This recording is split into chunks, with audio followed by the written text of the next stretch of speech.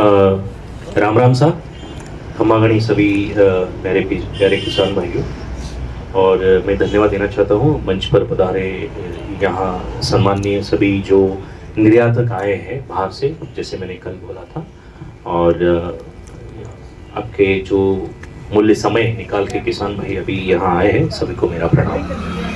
देखिए, spices board एक वाणिज्य एवं उद्योग मंत्रालय में निर्यात को कैसे बढ़ावा देना, हमारे भारत से जो मसाले वर्ग है हमारे राजस्थान में, उस पर काम करती है। तो उसमें हमारा लाइसेंसिंग होती है, एक्सपोर्ट लाइसेंस देना, क्वालिटी चेक करना। हमारे लैब से बहुत सारे पूरे इंडिया में, यहाँ गांधीधाम में है और जोधपुर में भी हमने अभी एक छोटा सा लैब शुरू किया है स्पाइसेस पार्क में। आप मथानिया जाओगे तो मथानिया में हमारा बड़ा सा इंडस्ट्रियल पार्क है, वहाँ हमने लैब, छोटी सी लैब शुरू की है। वो जीरे का टेस्टिंग होती है।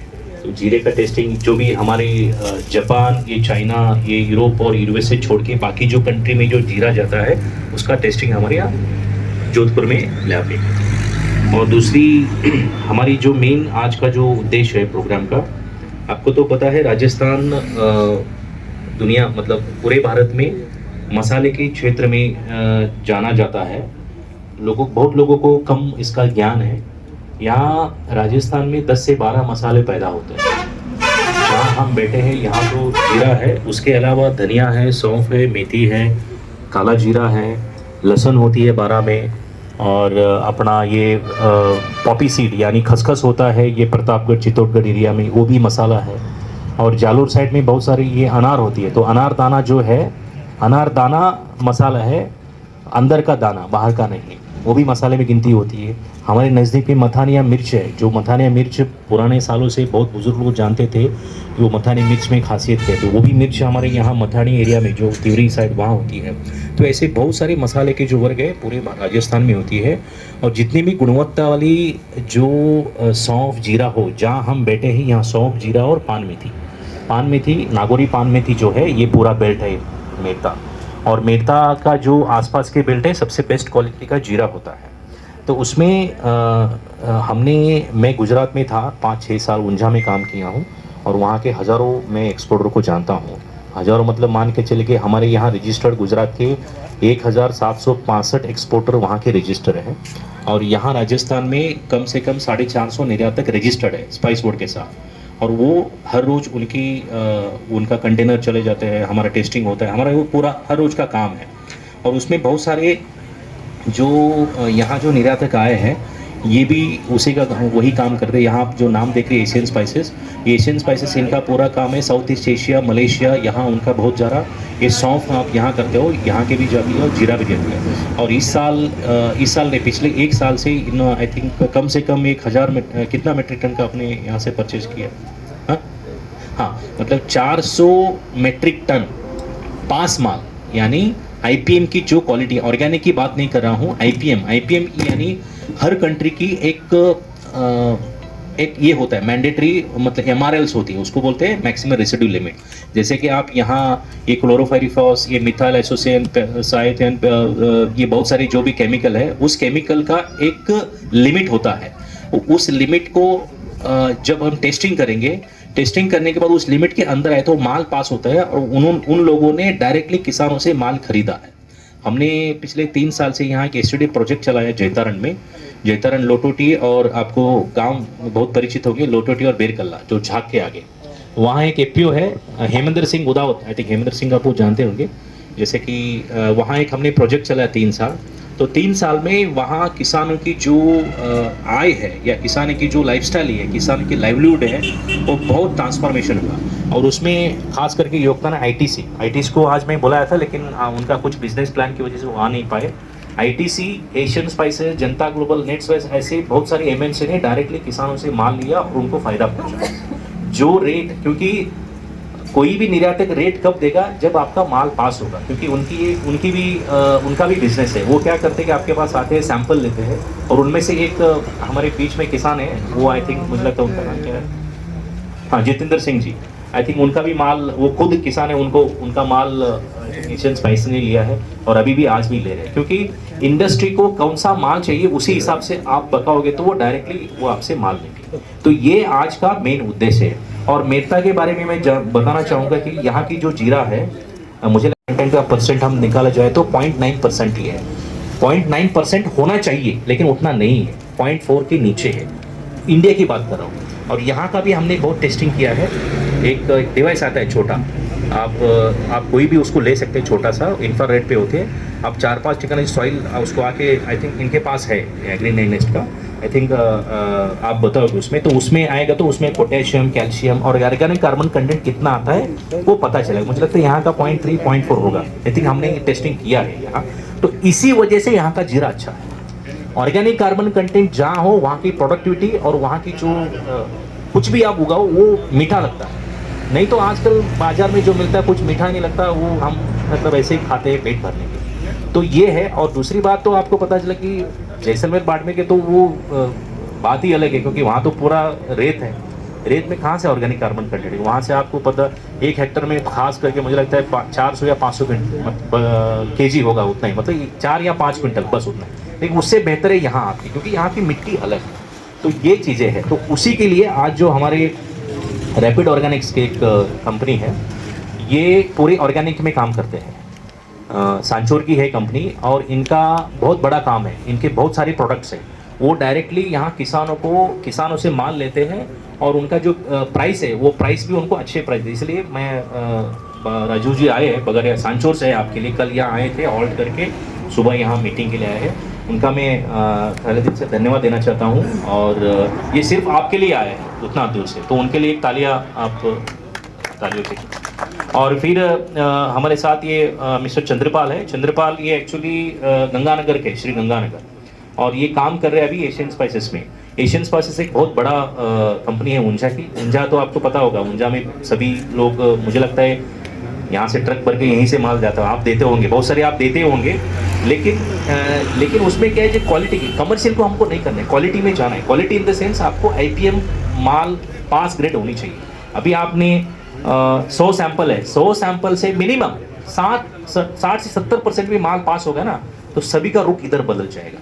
क्योंकि अभी जो बुआई की जो न्यूज़ आ रही है, तो अभी गुजरात में खाली 50 या 60 हज़ार हेक्टर में ही बुआई हुई। गुजरात में बहुत नीचे है। राजस्थान में मुझे लगता है 3.5 से 4 लाख हेक्टर में होगा, लेकिन वो भी कितना सच है पता नहीं, क्योंकि अभी बहुत किसान बुआई करने में, मतलब वहाँ के लोग अभी बुआई करने, क्योंकि बहुत सारी बुआई को जर्मिनेशन हुआ ही नहीं। मैं गया था गुड़ामलानी साइड या फिर जालोर, ये बाड़मेर साइड, ये बहुत सारे बुआई किया नहीं, क्योंकि उगा ही नहीं। कल गए थे हम, अच्छा बुआई हुई है सबसे। आई थिंक वो भाई साहब आए होंगे, बहुत अच्छा लगा। आपने जो बुआई की है ना, सबसे बेस्ट है। मुझे, मैं इतना देखा, लेकिन जब मैं आपके खेत देखा तो सबसे बेस्ट बुआई आई है। पता नहीं बीज में कोई दम होगा कि यहाँ मिट्टी में दम है शायद। तो मैं आपको धन्यवाद। हाँ, इसीलिए मैं उनको धन्यवाद, क्योंकि वो 20 दिन का है, तो सही टाइम पे आपने बुआई की है। और वो बीज जो है, वो बीज मुझे लगता है अच्छा बीज है, क्योंकि उसमें मेन है बीज का और टाइमिंग, सही टाइमिंग के सही शॉट, तभी वो अच्छा वो है। नहीं तो नहीं है, बहुत सारे फेल हुए हैं। मैं अभी जैसलमेर गया था, जैसलमेर केव के बड़ा प्रोग्राम किया, वहाँ विजय गंटला जी है, और उन्होंने बोला सर हमारा 60% सब जीरा खत्म हो गया। तो अभी वो फिर से कर रहे हैं, क्योंकि वहाँ की हवा पूरी ये गर्म हवा चली है अभी, तो उसकी वजह से वो जर्मिनेशन का वो कम हुआ। और दूसरी बात देखिए, इसमें GI टैग जो भौगोलिक सांकेतिक है, मुझे लगता है राजस्थान में कोई भी एग्रीकल्चर प्रोडक्ट में किसी को भी GI टैग नहीं है। आप गुजरात में चले जाइए, वहाँ है, मध्य प्रदेश में, महाराष्ट्र में तो मसाले में 10 मसाले को GI टैग मिला है।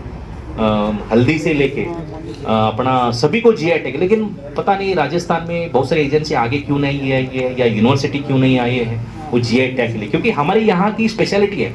आप मेरता जीरा करके आप GI टैग लोगे तो डेफिनेटली यहाँ को GI टैग मिलेगा। लेकिन कोई तो ऑर्गेनाइजेशन आगे आना चाहिए, और भौगोलिक सांकेतिक एक बार मिल गए ना, फिर यहाँ की जो पहचान है पूरे विश्व में चला जाएगा। तो इसीलिए यहाँ की ये मेरता का जो जीरा है, सबसे बेस्ट कैंडिडेट है GI टैग के लिए। जैसे सिरोही का सौंफ है, जैसे आप कोटा का जो धनिया है, ये ऐसी कई चीज़ें हैं वो GI टैग। लेकिन यूनिवर्सिटी है या KVK NGO, इनको थोड़ा आगे आके इस पर प्रयास करना चाहिए। एक प्रयास इनके SABC से हो रहा है नागौरी पान मेथी के लिए। पिछले मतलब 5-6 साल से इसके पीछे पड़े हैं। जो पान मेथी सिर्फ और सिर्फ एक 20-50 गांव में होती है, बुटाटी से आगे आप जाओगे तो पूरा वो वही है पान में। हाँ, लेकिन उसको क्या है, उसका कोई पहचान नहीं है। मतलब सी आदमी की पहचान होगी तभी हमारे रिलेशन बढ़ेगा, तो पहचान नहीं तो कोई उनको पूछेगा नहीं। तो यही एक दिक्कत है, उसमें पहचान की बहुत जरूरत है। तो नागौरी पान मेथी पूरे विश्व एमडीएच जो बड़ा हुआ है ना, एमडीएच नाम सिर्फ और सिर्फ ये नागौरी पान मेथी की वजह से, वो क्योंकि गुलाटी साहब वहाँ थे पाकिस्तान में, उनका मैंने पुराना फोटो देखा था कि एक छोटे से दुकान में बैठते थे, सिंध प्रांत में है। तो जब पार्टीशन हुआ तो उनको वहाँ से निकाल दिया, तो उस गुलाटी साहब ने छोटे इतने सारे बीज लाए, तो बीज ला के यहाँ उस पे तो वो यहाँ आ गया। पूरे भारत में कहीं नहीं है। अब पान मेथी हमारे याद है क्या, कहीं उगा ही नहीं, वो आता ही नहीं, क्योंकि वो स्पेशलिटी है। और मथानी मिर्च की तो इतनी डिमांड है भाई साहब। मैं उत्तर प्रदेश गया था, बिहार गया था, मैं श्रीनगर गया था, कहाँ गया था, सिलीगुड़ी बोलते हैं कि सर ये मथानी मिर्च कहाँ मिलती, क्योंकि उनको पता है कि ये चीज़ें उनके लिए बहुत मायने रखती है। लेकिन आजकल विलुप्त हो रहे हैं, क्योंकि अलग अलग कारण है उसकी वजह से। हाँ, क्योंकि अभी भी डिमांड है। बॉम्बे के 4-5 एक्सपोर्टर उनको ओरिजिनल मथानी मिर्च है, वो डबल प्राइस देने के रेडी है, लेकिन मिलता नहीं। जो मथानी की पहली जो लंबी, उसका कलर और उसकी खुशबू, ये चीज़ें। और दूसरी बात मैं आपको बताता हूँ, G20 आई थिंक पिछले साल G20 हुआ जयपुर में। रामबाग पैलेस वर्ल्ड का नंबर 1 होटल है, आपको पता होगा, वर्ल्ड का नंबर 1 होटल सिर्फ राजस्थान में, वो भी रामबाग पैलेस जयपुर में। तो वहाँ G20 हुआ, तो वहाँ अलग अलग देशों से एम्बेसडर आए थे, मतलब जो रहते हैं ना मिनिस्टर ऑफ कॉर्पोरेट अफेयर्स और मिनिस्टर ऑफ कॉमर्स से वो एम्बेसडर रहे थे।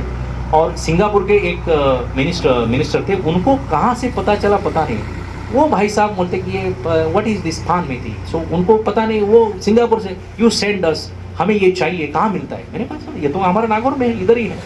तो हमने मेरे जो स्टॉल में लगा तो उनको पूरा दे दिया उनको, और वो इतने खुश हो गए। वो बोलते इतना खुशबू तो हमारे यहाँ मिलता है नहीं, वो तो पता नहीं क्या होता। तो इतनी खुशबू है यहाँ, तो ये चीज़ें है ना, हमें पता नहीं है।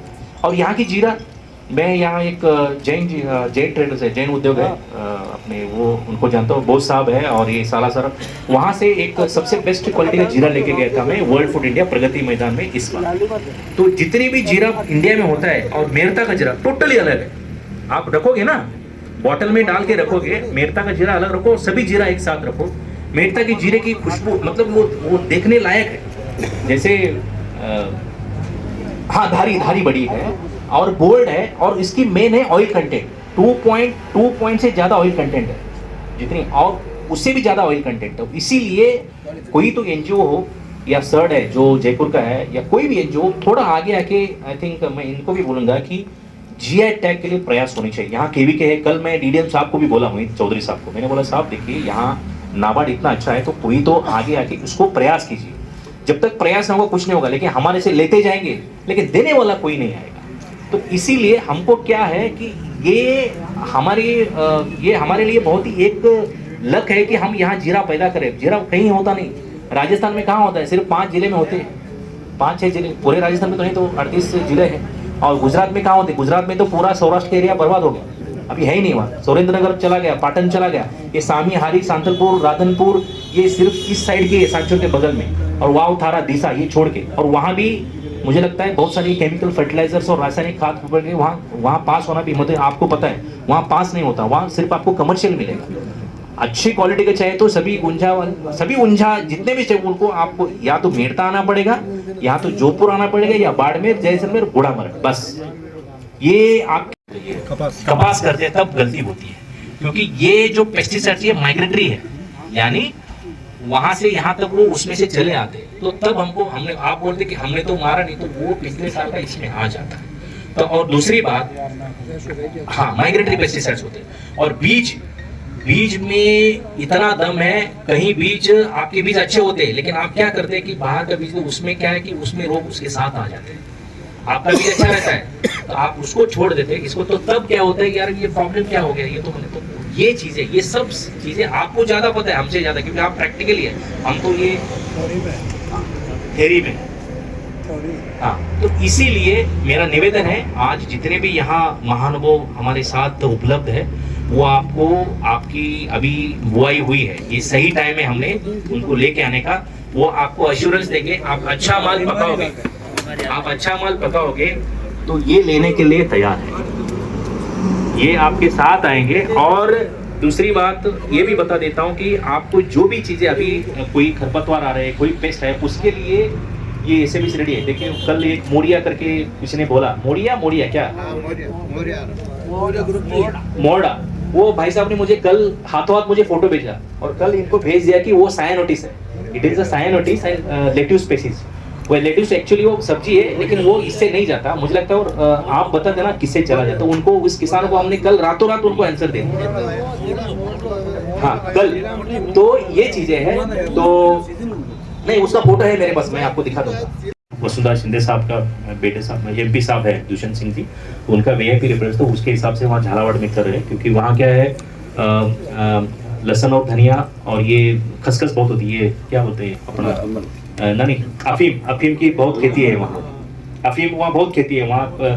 कुछ ये है लाइसेंस पट्टे हैं, मैं बहुत वहाँ विजिट करके आया हूँ, लेकिन उसमें से अफीम हमारा स्पाइस नहीं, अंदर का बीज स्पाइस, तो जो बीज की भी बहुत कॉस्टिंग है, तो उसके लिए वहाँ हमने रखा है। तो धन्यवाद, आपने शांति से सुना।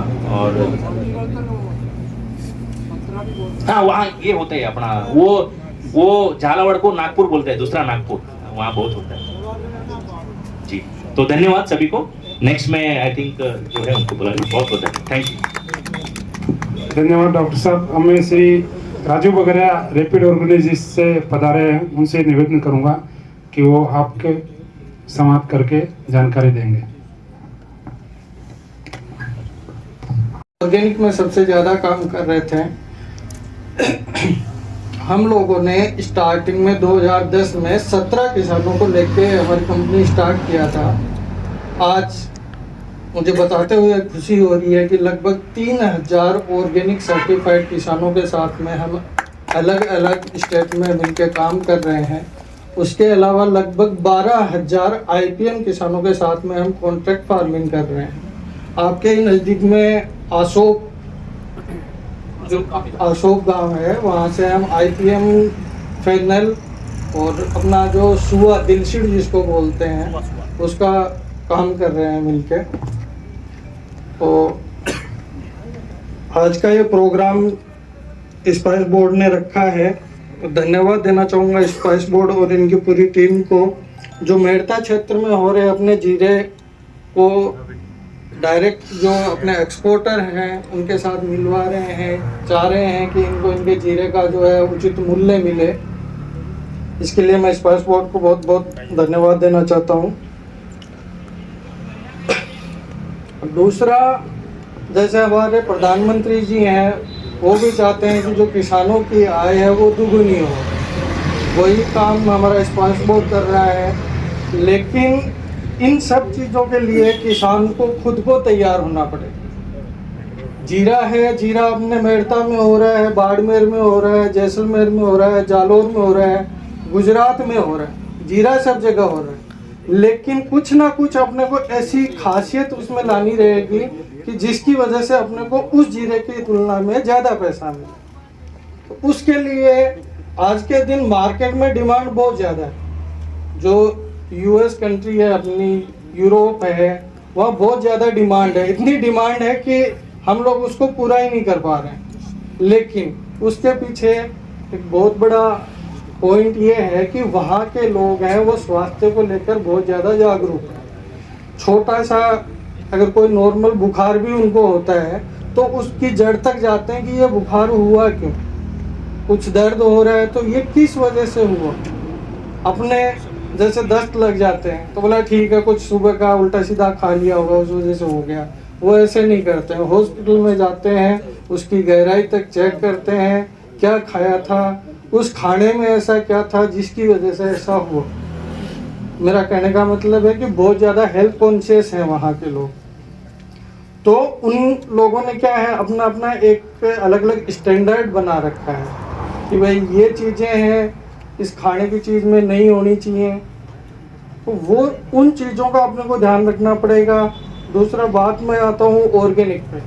तो ऑर्गेनिक कुछ बहुत बड़ी माया नहीं है, नॉर्मल चीज़ है, कोई भी कर सकता है। अपने जो दादा परदादा जो खेती करते थे वो ऑर्गेनिक था, जो भी प्रकृति से हो रहा था, प्राकृतिक रूप से हो रहा था, वो ऑर्गेनिक है। लेकिन आज हो क्या रहा है, किसान अपने थोड़े से आलस की वजह से कि यहाँ खेत में घास हो गया, मोइला वगैरह, अभी जो बता रहे थे मोइला वगैरह उसको बोलते हैं, तो बोला अब हाथों से उसकी निराई गुड़ाई कौन करे, कौन इतनी मेहनत करे। गए दुकान पे, बोला लाओ भाई घास हो गया, उसको जलाने की दवा दे दो। आया और उसको छिड़क दिया, वो शाम तक खत्म हो गया। वो घास ही खत्म नहीं हुआ, वो जमीन जिसको अपन माँ बोलते हैं, साथ साथ में हम उसको भी खत्म कर रहे हैं। डालने वाले आप ही लोगों के बच्चे, आप खुद हैं, आप उनका भी स्वास्थ्य खत्म कर रहे हो धीरे धीरे। पहले जो उम्र होती थी 100 साल नॉर्मल उम्र होती थी, आज 60 साल उम्र है। बच्चे हैं वो 25 साल के 30 साल के हो रहे हैं, बोला किसी के कमर में दर्द है, किसी के कुछ दिक्कत है, किसी के कैंसर है। आए दिन अपन नई नई ये बीमारियां हैं सुनने को अपन लोगों को मिल रही है। हाँ हो गई, लकवा हो रहा है, बहुत सारी ऐसी चीजें हैं जो सिर्फ और सिर्फ जो भी अपन रसायन अपने खेतों में यूज कर रहे हैं उनकी वजह से हो रहा है। तो मेरा निवेदन है आप लोगों से कि इस रसायन को कम से कम करने की कोशिश करें। अगर आपका जीरा ऑर्गेनिक हुआ, ऑर्गेनिक का मतलब है जैविक तरीके से करना है, जो भी प्राकृतिक तरीका है उससे करना है, वो हुआ तो आपको अपने जीरे को कहीं ले जाने की जरूरत नहीं है। हम जैसे खूब बैठे हैं मार्केट में, आपके घर पे आएंगे, घर पे माल तोलेंगे, घर पे आपको पैसा देंगे, माल लेके जाएंगे। कहीं जाने की जरूरत नहीं है, कोई मार्केटिंग करने की जरूरत नहीं है। उनको पता लग गया कि हाँ मेड़ता में जो किसान है वो जैविक कर रहे हैं, अपने आप तुम्हारे पास पहुंच जाएगा। लेकिन ये तभी संभव है जब आप लोग सच्चे दिल से, सच्ची मेहनत से, थोड़ा सा आलस्य त्यागना है। मेहनत पूरी वही कर रहे हो आप, बीज बो रहे हो खेतों में, कटाई आपको करनी पड़ रही है, सब करना पड़ रहा है। थोड़ा सा वो घास हो रहा है उसको और निकालो, हो जाएगा काम फिर। थोड़ी सी जो दवाइयाँ आप मार्केट से ला रहे हो, बीज आप मार्केट से ला रहे हो, क्यों ला रहे हो? बोल रहे हो श्री राम का बीज अच्छा आ रहा है, उसका बीज अच्छा आ रहा है। अरे बीज उसका नहीं, वो बीज तुम्हारा ही है। तुम्हारा ही जो माल है उसको वो लेके गया, उसको वो अलग अलग ग्रेडिंग कर लिया, अच्छा जो क्वालिटी था उसको पैकेट में डाल दिया, उसमें थोड़ा केमिकल मिला दिया, वो आपको दे दिया। बोला हाँ उसका, हाँ नहीं दुकान में कुछ है ही नहीं, दुकान में कुछ है ही नहीं, उनको पता ही नहीं है जीरा होता कैसे है। वो आप ही का जीरा है, उसमें थोड़ी दवाई मिला दी और बोला हाँ अब ये बीज एकदम बढ़िया हो गया। वो काम तुम घर बैठ के कर सकते हो भाई। जो आपका जो उत्पादन हो रहा है उसकी ग्रेडिंग खुद कर सकते हो, छान लो उसको, जो अच्छे दाने हैं उसको साइड में रख लो, या जिस टाइम पे खेत में जीरा उगा हुआ है, जो भी आपका जीरा हो, सौंफ हो, उसमें से कुछ पौधे होते हैं जो अच्छे पकते हैं, तो उनको पहले ही आप काट के साइड में रख लो, उससे बीज बनाओ और उसी बीज को आप अपने खेत में लगाओ। बाजार से लाओगे बीज तैयार किया हुआ, उसमें केमिकल है, आप कितना ही ऑर्गेनिक कर लो, लेकिन वो बीज ही केमिकल वाला है तो पास होगा ही नहीं आपका। हाँ, आपसे खरीदते टाइम वो लेते हैं उसको 20 रुपए किलो में, आप जब वही थैली में पैक किया हुआ वापस लेने जाते हो तो बोले 70 रुपए किलो। तो वो आपका ही माल है। अगर ऐसे ही करते रहो, वो गलती किसकी है? गलती अपनी है, गलती अपनी है, क्योंकि अपन जागरूक नहीं है। गलती अपनी है, अपन जागरूक नहीं है, इस वजह से वो ऐसा कर रहे हैं। वो तो करेंगे, मार्केट में बैठे हैं, कमाने बैठे हैं, वो आप हो, मैं हूँ, कोई भी हो, थर्ड पर्सन, कमाने सब बैठे हैं। लेकिन क्या होता है, किसान थोड़ा भोला है, थोड़ा आलस आ गया आजकल, मेहनत उतनी करना नहीं चाह रहा। ये हकीकत है, भले ही मेरी बात आपको कड़वी लग रही होगी, लेकिन हकीकत ही है। ये काम करके कोई खुश नहीं है, बोला मेरे को तो बैठे बैठे को मिल जाए तो मैं ले लूँ। कोई बोले कि भाई आपको यहाँ काम करना है 100 रुपये दूंगा, कोई बोले कि आपको बैठे रहना है 100 रुपये दे दूंगा, तो सब बोलेंगे मैं बैठा रहूँगा 100 रुपये दे दूँगा। काम करके कोई लेने को खुश नहीं। लेकिन इससे कहीं ना कहीं नुकसान हो रहा है, अपने स्वास्थ्य को नुकसान हो रहा है, अपने जो आने वाली पीढ़ी है उसको नुकसान हो रहा है। आज आप वो केमिकल यूज करके अपने खेतों में जो भी उत्पादन वो बढ़ा लोगे, लेकिन जरा सोचो, अपने पूर्वज अपने लिए वो खेती छोड़ के गए, क्या अपन अपने जो आने वाली पीढ़ी है उसके लिए वो छोड़ के जाएंगे। आपने तो कमा लिया, उसमें पैदावार बढ़ा ली, अलग अलग तरीके के बूस्टर ले आए, फंगीसाइड ले आए, अलग अलग तरह के जहर ले आए। हाँ, वो मिट्टी बंजर हो जाएगी धीरे धीरे, तो आपकी आने वाली पीढ़ी क्या करेगी, लोग खाएंगे क्या? तो कुछ नहीं है, थोड़ा सा जागरूक होने की बात है। खेती अपने पूर्वज भी करते थे, काम करते थे, अपने से अच्छा रहते थे, वो उनका स्वास्थ्य अपने से अच्छा था। तो आप लोगों से विनती है कि थोड़ा सा ध्यान दें, जैविक करें। माल है वो आपका बिक जाएगा, और जैविक होगा तो डायरेक्टली आपको जो कंपनी है, वो जो मार्केट में अगर 100 रुपये किलो कोई चीज़ मिल रही है तो उसके आपको घर बैठे 120-130 रुपये देके जाएगी। इनकम आपकी ऑटोमेटिक बढ़ जाएगी। दूसरा, दवाइयों का जो पैसा आपका लग रहा है वो बंद हो जाएगा। अरे आप सबके अपने खेतों में नीम लगे, उससे अपन हर्बल स्प्रे बना सकते हैं। लहसुन सब घर पे यूज कर रहे हैं, मिर्च, हरी मिर्च यूज कर रहे हैं, अपने खेतों में हो रही है, उससे अपन हर्बल स्प्रे बना सकते हैं। आप लोग यूरिया डाल रहे हो, अब यूरिया का मैं आपको एक छोटा सा, ज़्यादा टाइम नहीं लूँगा, छोटा सा बताता हूँ। यूरिया का एक कट्टा कितने में आता है?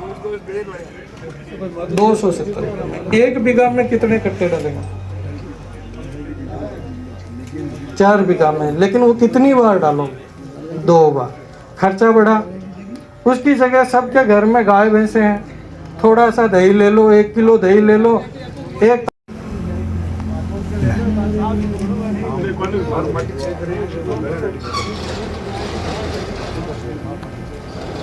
वही बता रहा हूँ मैं।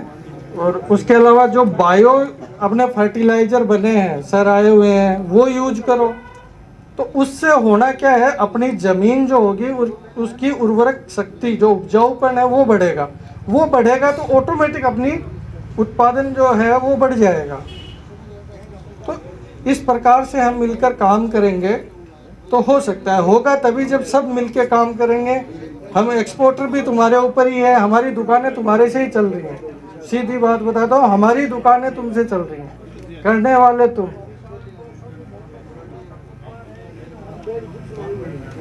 इसका निदान करो, मेहनत करो, स्वास्थ्य सही रहेगा, आलस त्यागो।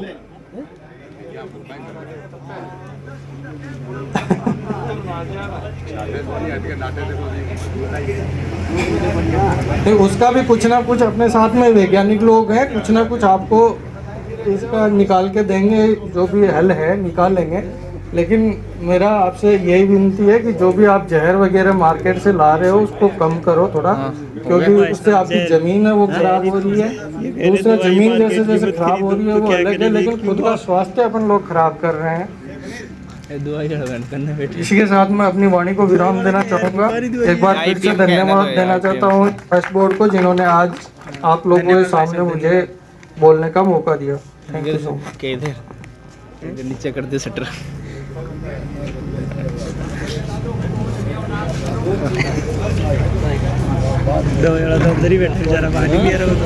हेलो, वो क्या हमें हमारे बीच रामस्वरूप जी चौधरी इफको डिस्ट्रिक्ट मैनेजर से निवेदन करूंगा कि वो आपसे संवाद करके जानकारी दें। पधारे हुए सभी किसान भाइयों को राम राम। भाई जो लेकिन जिस जमाने में केमिकल फर्टिलाइजर की आवश्यकता थी, उस दिन इफको जैसी संस्थाओं ने देश को अन्न उगाने के लिए इतना केमिकल दिया कि हम अच्छा सा अन्न उगा के देश का पेट भर सके। और आज इफको जैसी संस्थाएं भी जितने केमिकल फर्टिलाइजर बना रहे हैं उससे ज्यादा हम बायो के फर्टिलाइजर बना रहे हैं, जैविक फर्टिलाइजर बना रहे हैं। आप ताजुब करोगे, हम भी हमारे मन से हम किसान को दोष दे रहे हैं, वो हैबिट्स उसकी ऐसी हो गई, उसके लिए बहुत टेक्नोलॉजी जैसे जैसे बढ़ेगी किसान टेक्नोलॉजी अडॉप्ट करेगा। वो कोई आज ऐसा आदमी नहीं है जो फोकट में हार्ड बचाई करेगा, पसीने निकालेगा। अगर उसको कोई तकनीक ऐसी है जिससे उसकी हार्ड बचाई कम हो रही है तो वो बिल्कुल हार्ड बचाई नहीं करेगा, और नहीं करनी चाहिए। मैं तो ये कहता हूं जिस चीज से, लेकिन उसकी तकनीक उसको ऐसा कहे कि आने वाली पीढ़ी हमारी खराब ना हो किसी तरीके से। किसान 2 या 3 तरह की चीज खेत में डाल रहा है, जो मैं बेसिक चीज बता रहा हूं। एक वो पानी डाल रहा है खेत में, जो डाल रहा है, फिर वो बीज डाल रहा है, बीज डालने के बाद दो चीज डालता है किसान, या तो खेत में जहर डालता है या तो डालता है खुराक।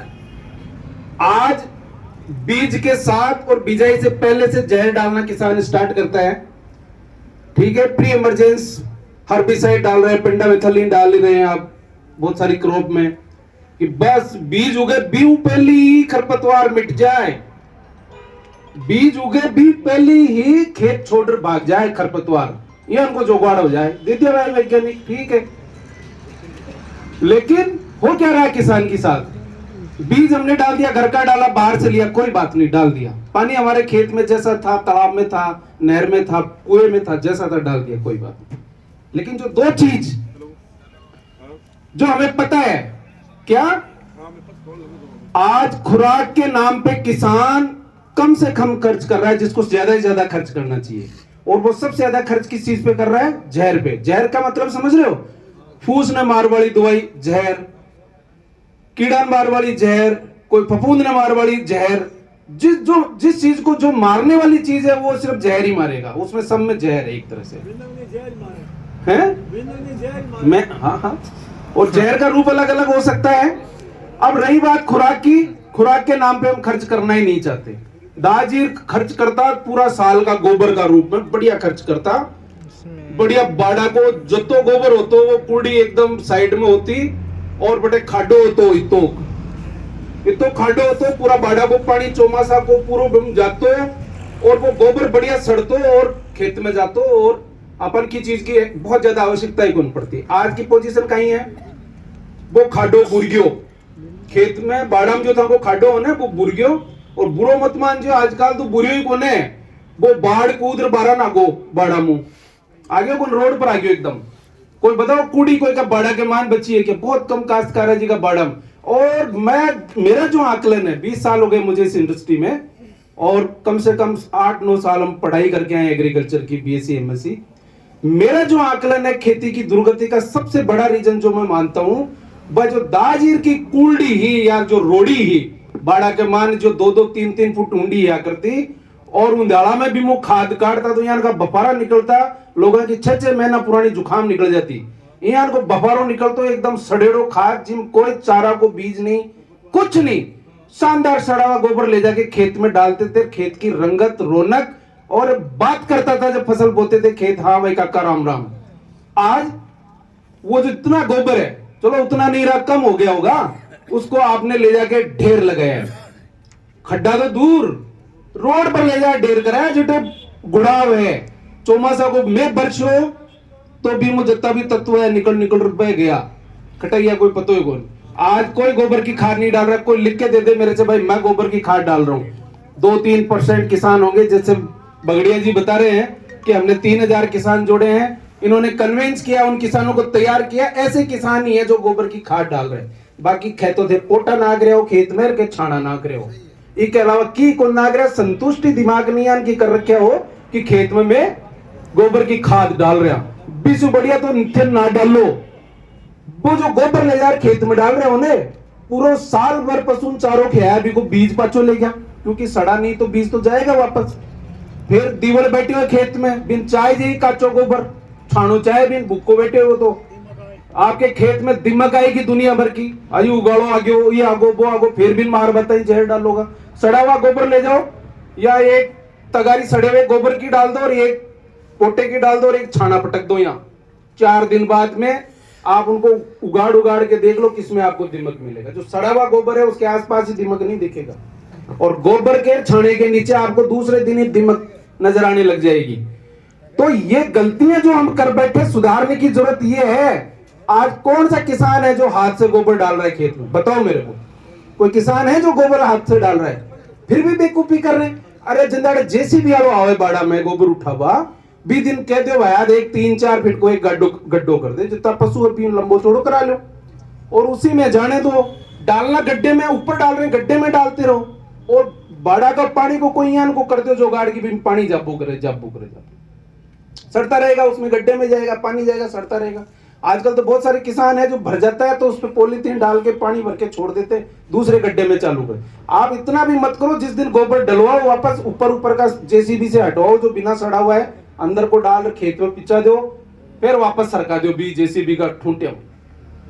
एक चीज तो ये है, जब जैविक की हम बात कर रहे हैं तो सबसे मोटी चीज तो हमें ये सुधारनी पड़ेगी कि जो खेत में जो पूरी दुनिया घूम रहे हैं, हम बायोडिकम्पोजर ढूंढ रहे हैं, जैविक ढूंढ रहे हैं, ट्राइकोडर्मा ढूंढ रहे हैं, पता नहीं किस किस चीज की बात कर रहे हैं। खेत में जो घर में है उसका हमें सुधार सबसे पहले करना है। एक गांठ बांध लेनी है, घर में जगह नहीं है, बाड़े में नहीं है। बहुत सारे, मैं यूपी में पोस्टेड था बिजनौर में, वहां गांव छोटे छोटे हैं, होल्डिंग छोटी है, आप ऐसे घुस जाओ ना तो 5 बजे ना निकलो गाँव में, क्या आर पार निकलो। गांव का मान कौन घूम सको थे, यहाँ का गांव है। वो बेचारे क्या करते हैं, जहाँ पशु बनते हैं वहां वो बुग्गी खड़ी कर देते हैं, ट्रॉली खड़ी कर देते हैं, गोबर उसी में डालते रहते हैं। जब भर जाती है 3-4 दिन में, खेत में गड्ढा करके रखते हैं, उस गड्ढे में डाल देते हैं, वही तो यूज होना है बाद में। तो आपके पास जहां भी जगह हो वहां गड्ढे में डालें। दूसरी चीज, अभी बगड़िया जी ने भी बताया, सब बता रहे हैं, केमिकल फर्टिलाइजर हम यूज कर रहे हैं। यूरिया, हम हिंदुस्तान का सबसे ज्यादा यूरिया बनाती है और बेचती है, लेकिन हम हमारी मीटिंग में कभी नहीं कहते कि आप यूरिया यूज करो। बहुत सारे किसान हमारे मीटिंग में सुनते हैं, आप इतना यूरिया बेचते हो, धक्के पान मिलता नहीं, लाइन लगती है, थे मीटिंग मार ज्ञान दोगे यूरिया काम भी नहीं ले लो। आज भी कह रहा हूँ, यूरिया काम में लेने की आवश्यकता नहीं है, यूरिया काम में लेने की आवश्यकता नहीं है। यूरिया बंद नहीं कर सकते, सरकारें पलट जाएगी। यूरिया अगर कोई सरकार बंद कर देगी आज तो अगले चुनाव में पलट दोगे आप ही। क्यों? क्योंकि आदतें हो गई है, अमली होगा सारा का सारा ही खेत, बिना यूरिया पैदा हो ही कौन से का आप यहाँ मानना। लेकिन ये गलत फहमी है अपनी। यूरिया में है क्या? नाइट्रोजन है साहब। नाइट्रोजन तो पूरे वातावरण में 80% नाइट्रोजन है कौन? आप सांस ले रहे हो, अपना शरीर में भी 80% ऑक्सीजन के साथ नाइट्रोजन जार बाहर आ रहे है, लेकिन वो अपना शरीर के काम को कोने या ई फॉर्म में कोने की भी शरीर पता चल गया, वो 16 टेकेगा। कितने लोग, हर वैज्ञानिक जब आता है, हम तो नहीं कहते इस चीज को क्योंकि प्रैक्टिकल चीज नहीं होती, हर वैज्ञानिक सोइल टेस्ट कराओ साहब, जत्ती रिकमेंडेशन आओ बत्ती डालो। अरे भाई इतना कितना काश्तकार है हिंदुस्तान में जो पहले मिट्टी टेस्ट करा सी फिर। लेकिन मोटा मोटा आइडिया है कि इस ब्लॉक में सोइल की ये कंडीशन है, यहां लगभग गेहूं में 8 किलो जाएगा, 7 किलो जाएगा, वहां तक कोई, क्योंकि केमिकल फर्टिलाइजर उनका पूरे एरिया में जालोर से लेके जोधपुर से लेके नागौर तक ये काम कर रहे हैं। इनसे सिर्फ 3000 किसान, कितने होंगे? करोड़ों किसान है। जब 3000 किसान ही जुड़ पाए हैं तो केमिकल को हम नकार नहीं सकते, लेकिन हम ये कर सकते हैं केमिकल में कि उसकी एक लिमिट हम फिक्स कर लेंगे, इससे ज्यादा हम नहीं डालें। आपने नैनो यूरिया की बात करी, हम एक कट्टे में कितना केमिकल डाल रहे हैं यूरिया का? मोटा मोटा मान लो आप 45 किलो केमिकल समझ लो, या हम डीएपी डाल रहे हैं, डीएपी मान लो 50 किलो डाल रहे हैं, और 50 में से हो क्या रहा है, डीएपी यूज आ रहा है, उसमें से 25%, 30%, 20% सारा सोइल में सेट हो जाना है। वैज्ञानिक लोग ये सोच रहे हैं, ज्यादा टाइम तो नहीं लेना, वैज्ञानिक लोग ने ये सोचा, जब हम एक कट्टा डाल रहे हैं और उसमें से 20% काम आ रहा है, 80% व्यर्थ जा रहा है। ये डीएपी का कट्टा कितने रुपए का है? हाँ, डीएपी डाल दियो, हाँ, पौधों की जरूरत है, जितनी खुराक ले, बाकी की फास्फोरस की जरूरत होगी, नीचे है तो पानी है, मैं 5 मिनट और लूंगा। डीएपी का कट्टा कितने रुपए का है? आपकी जेब से लग रहा है ना ये तो, इतना तो आपको पता होना चाहिए। डीएपी का कट्टा सरकार पे कितने रुपए का पड़ता है? 2700 से पिछले दिनों जब रशिया और यूक्रेन का क्राइसिस पीक पे था शुरुआत में, तब डीएपी का कट्टा 4000 रुपए का देश में पड़ता था, और आपसे सरकार 1350 रुपए लेती थी। 2650 रुपए तो सब्सिडी गवर्नमेंट देती थी, जो 4000 रुपए का कट्टा। आज यूरिया का कट्टा कितने रुपए का है? 270 बता रहे, 2000 रुपए रहती है एवरेज, कभी 2500 आ जाती है, कभी 1600 आ जाती है, कभी 1700। और हमारे देश में नहीं बनता पूरा, जितनी जरूरत है उसका 50% भी नहीं बनता हमारे देश में। कटोरा लेके पूरी दुनिया में घूमते हैं, लाओ डीएपी दे दो, थोड़ा यूरिया दे दो, कोई की इच्छा होगी तो दे दियो, कोई की इच्छा हुई नहीं कुन दो तो कौन भी दे। और 5-7 एक लोग तो यहाँ गए जो थोड़ा सा कल्टा हो जाए, जत्यान ने रेट 4000 पहुंच जाए, अब के हिंदुस्तान में देड़ो ही कौन, उनको मोनोपोली है, उनकी रेटें बढ़ानी है, सब्सिडी लेनी है सरकारों से। तो ये बहुत बड़ी समस्या है। 4000 को कट्टो खेत में डाल रहे हैं, काम कितनों सौ आ रहे हैं? 200 रुपयों को, 300 रुपयों को, 400 रुपयों। देश का ही पैसा है। अपनी जेब से ही तो गया पैसा, कोई सरकार ने थोड़ी दिया है। बंडल खरीदा तो टैक्स दिया है भाई, लुंगी खरीदा तो टैक्स दिया, धोती खरीदा तो टैक्स दिया, चीनी खरीदा तो टैक्स दिया। पैसे तो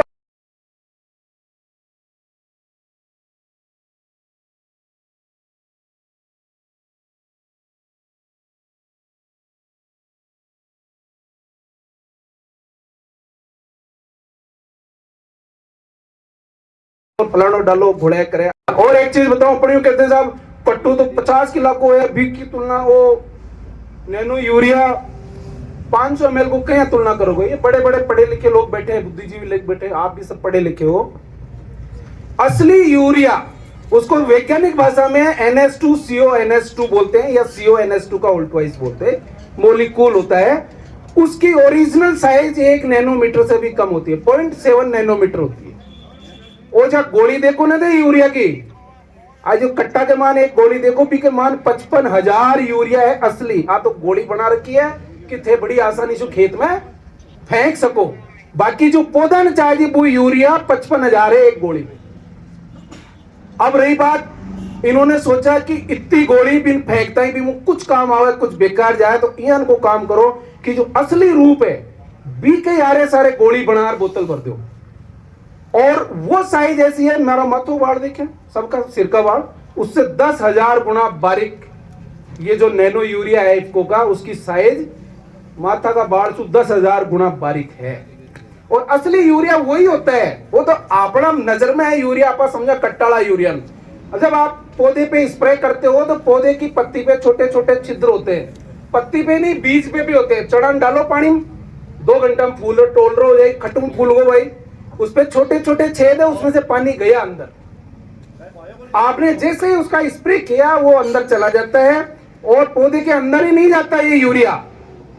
पौधे के अंदर छोटी छोटी कोशिकाएं होती है, उन कोशिकाओं के बीच में भी एक खिड़की होती है, एक कोशिका से दूसरी कोशिका के बीच में एक विंडो होती है, उसको वैज्ञानिक भाषा में प्लाज्मोडेस्माटा बोलते हैं। बी की साइज 50 नैनोमीटर है, ई यूरिया ने वैज्ञानिक लोगों ने बनाया 50 नैनोमीटर से कम साइज का इसमें डाला है कि आप स्प्रे करो तो ऊपर छिड़कोगा तो खेत एडी तई वो यूरिया जटे जटे पौधा जरूरत है बटे पहुंच जाएगी। तो बहुत सारी भ्रांतियां है कि यूं डालें तो हो, पड़को पड़े डालते ही हरियो चेयर हो जाए खेत, एक कुछ नहीं है। मोटा उद्देश्य है कि खेत में नाइट्रोजन की पूर्ति करनी है। अरे भाई गोबरू करो, छाछू करो, दहीऊ करो, नैनो यूरिया करो और कट्टाला यूरिया करो, था पर डिपेंड है। लेकिन जब तक जितना डाला वो सारा का सारा ही पौधे ने काम में ले लिया तो वो नुकसान कहां करेगा। बहुत सारे लोग कह रहे हैं कि ये नुकसान नहीं करेगा क्या जमीन को। अरे हमने डाला इतना ही है, इस बोतल में कितना सा है पता है क्या आपको? 25 ग्राम 25 ग्राम नाइट्रोजन डाले हो, जितो पौधा पर गिर गयो वो सारो पौधो काम में ले लियो, फिर बच्चों कटे नुकसान करवान। नुकसान तो वो कर रहे हो ना, कट्टो फेंक्या और भी को पूरा ही खेत में पड़े पौधा काम में गुना है, वो करोगे नुकसान, वो कटे नुकसान करोगे। इसीलिए आपको कह रहे हैं नैनो डीएपी और नैनो यूरिया काम में लेना स्टार्ट कर दो। और एक हिंदुस्तान में बहुत सस्ती चीज इफको ने बनाई है, बनाई तो वैज्ञानिकों ने है, लेकिन कॉमर्शियली हम बेचते हैं। हर कोई की बस की बात कौन है, क्यों? क्योंकि बात चीज ही की है कि भी कमाई कौन है, और उसका नाम है बायोडिकम्पोजर। कितने किसानों ने नाम सुना है बायोडिकम्पोजर का? डॉक्टर साहब और ट्राइकोडर्मा बेच रहे हैं, पीएसबी बेच रहे हैं, राइजोबियम बेच रहे हैं, पोटास मोबिलाइजिंग बेच रहे हैं, जिंक मोबिलाइजिंग बेच रहे हैं। एक 50 रुपए की 25 रुपए की एक सीसी आती है इसको, कितने रुपए की? क्योंकि वह 25 रुपए की है। आज तक अगर 25 रुपए की बेचेगा तो कमाओगा कहीं? आजकल तो बीड़ी को बंडल ही को नहीं आओ 25 रुपए को। 25 रुपए की सीसी आती है, 50 ग्राम उसमें बायोडिकम्पोजर आता है। गाय के गोबर में जो बैक्टीरिया होता है उससे वो बनाया हुआ होता है। और उसको 2 किलो गुड़ 200 लीटर पानी में 50 ग्राम डाल दो। हाथ मत लगाओ जब डालो, तब थोड़ा शुरू में तो जेली रूप में आता था, आजकल वो पाउडर रूप में आने लग गया। उसको घोल के, एक मिनट, घोल के, और जैसे कह रहे हो ना, बहुत सारे किसान जीरे में भी यूज करते हैं। जो फंगल इन्फेक्शन आता है, क्योंकि वो बैक्टीरिया जो उसमें होता है उस फंगस को खाता है। वो बायो एजेंट है, एक तरह से बायो ट्रीटमेंट उसका होता है। तो ऐसे बायोडिकम्पोजर है, बहुत सारे जैविक चीज इसको की है। बहुत सारे मंच पे आसीन हमारे वक्ता हैं, बुद्धिजीवी हैं, जिनको आज सुनने का हमें मौका मिलेगा। और मैं बहुत बहुत साधुवाद देता हूँ छाबा जी को और उनके पूरे एफपीओ को, उनकी टीम को, और स्पाइस बोर्ड से पधारे हुए शैलेश जी को, इतना शानदार मंच आपने। और मैं तो कहता हूं कि सीजन की शुरुआत में युद्ध स्तर पे अच्छे अच्छे ब्लॉक में, अच्छे अच्छे गाँव में, बड़े बड़े गाँव में किसानों को अच्छी अच्छी चीज़ें जरूरत के अनुसार बताते रहें। मेरा आप सभी को बहुत बहुत शुभकामनाएं। आप सभी पधारे उसके लिए धन्यवाद। Thank you.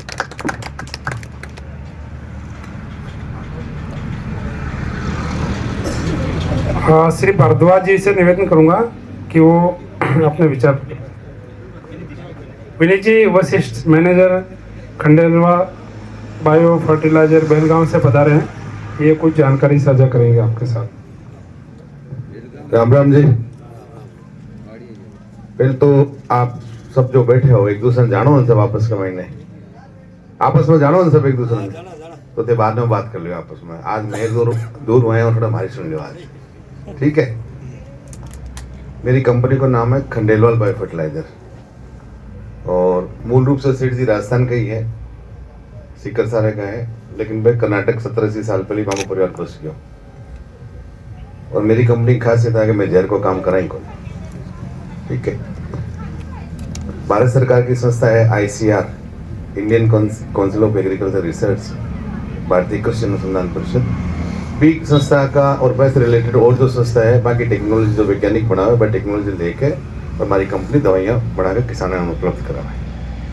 अभी आपका जो एरिया है खास करके जीरा, इस अपने सांचौर जालोर से लेके अपने बाड़मेर, जैसलमेर या नागौर, जोधपुर, ई एरिया का में जो जीरो है या इस सब में मैंने एक समस्या आवे उथल का रोग आवे, तो थोड़ी बहुत उखेटा उथल का, यानी महाराष्ट्र में कहे मर रोग, लेकिन पौधो हरियो को पौधो खड़े खड़े मुरझा जावे या पीड़ो हो जावे, खत्म हो जावे, जड़ काली हो जाए, जड़ सड़ जावे, जड़ गल जावे, ये टाइप का रोग आवे कम है, बाकी में है। हाँ, तो ये समस्या है पूरे एरिया में। बाड़मेर जैसलमेर में तो खूब है, सांचौर में जालोर में और ज़्यादा है। वहाँ नहर का पानी है, वहाँ बहुत ज़्यादा है, कुएं के पानी में थोड़ी कम है, लेकिन समस्या है यहाँ। इस समस्या के लिए भारतीय वैज्ञानिक जो है टी दामोदरन साहब, वह लखनऊ का है, वह एक टेक्नोलॉजी डेवलप करी है ट्राइकोडर्मा रेसी, मैंने ट्राइकोडर्मा कोई रूप है, ट्राइकोडर्मा विरिडी हार्जेनियम, जो आप अभी तक काम में ले रहे हैं, स्ट्रेंथ अभी रही को नहीं बा, और की गवर्नमेंट वांटे जी की टेंडर में, और भाई आप ही भी क्वालिटी आवे को नहीं बढ़िया, कुछ अच्छी कंपनियां बना रही है, दे रही है, ठीक है, फिर भी अभी चल रहे हैं। और खास करके अपनो जो एरिया है राजस्थान को एरिया भी मैंने जो मिट्टी है, पानी है, हाई पेज की समस्या है भी में वो बढ़िया काम करे। आज 2021 से लेकर आज 3-4 साल का मैंने मेलोगी का खूब ट्रायल कर लिया। गवर्नमेंट की जो यूनिवर्सिटी है अपने जोधपुर यूनिवर्सिटी में 2 साल का ट्रायल हो गया, 2 साल जयपुर दुर्गापुरा में जो रिसर्च सेंटर है बड़ा ट्रायल हो गया। कोई भी टेक्नोलॉजी आप अगर लेकर जाओ तो हमारे एरिया में काम करे कौन करे, बस स्टेट गवर्नमेंट ने पहले पूछे कि भाई हमारी यूनिवर्सिटी का माइनर बड़ा ट्रायल करो।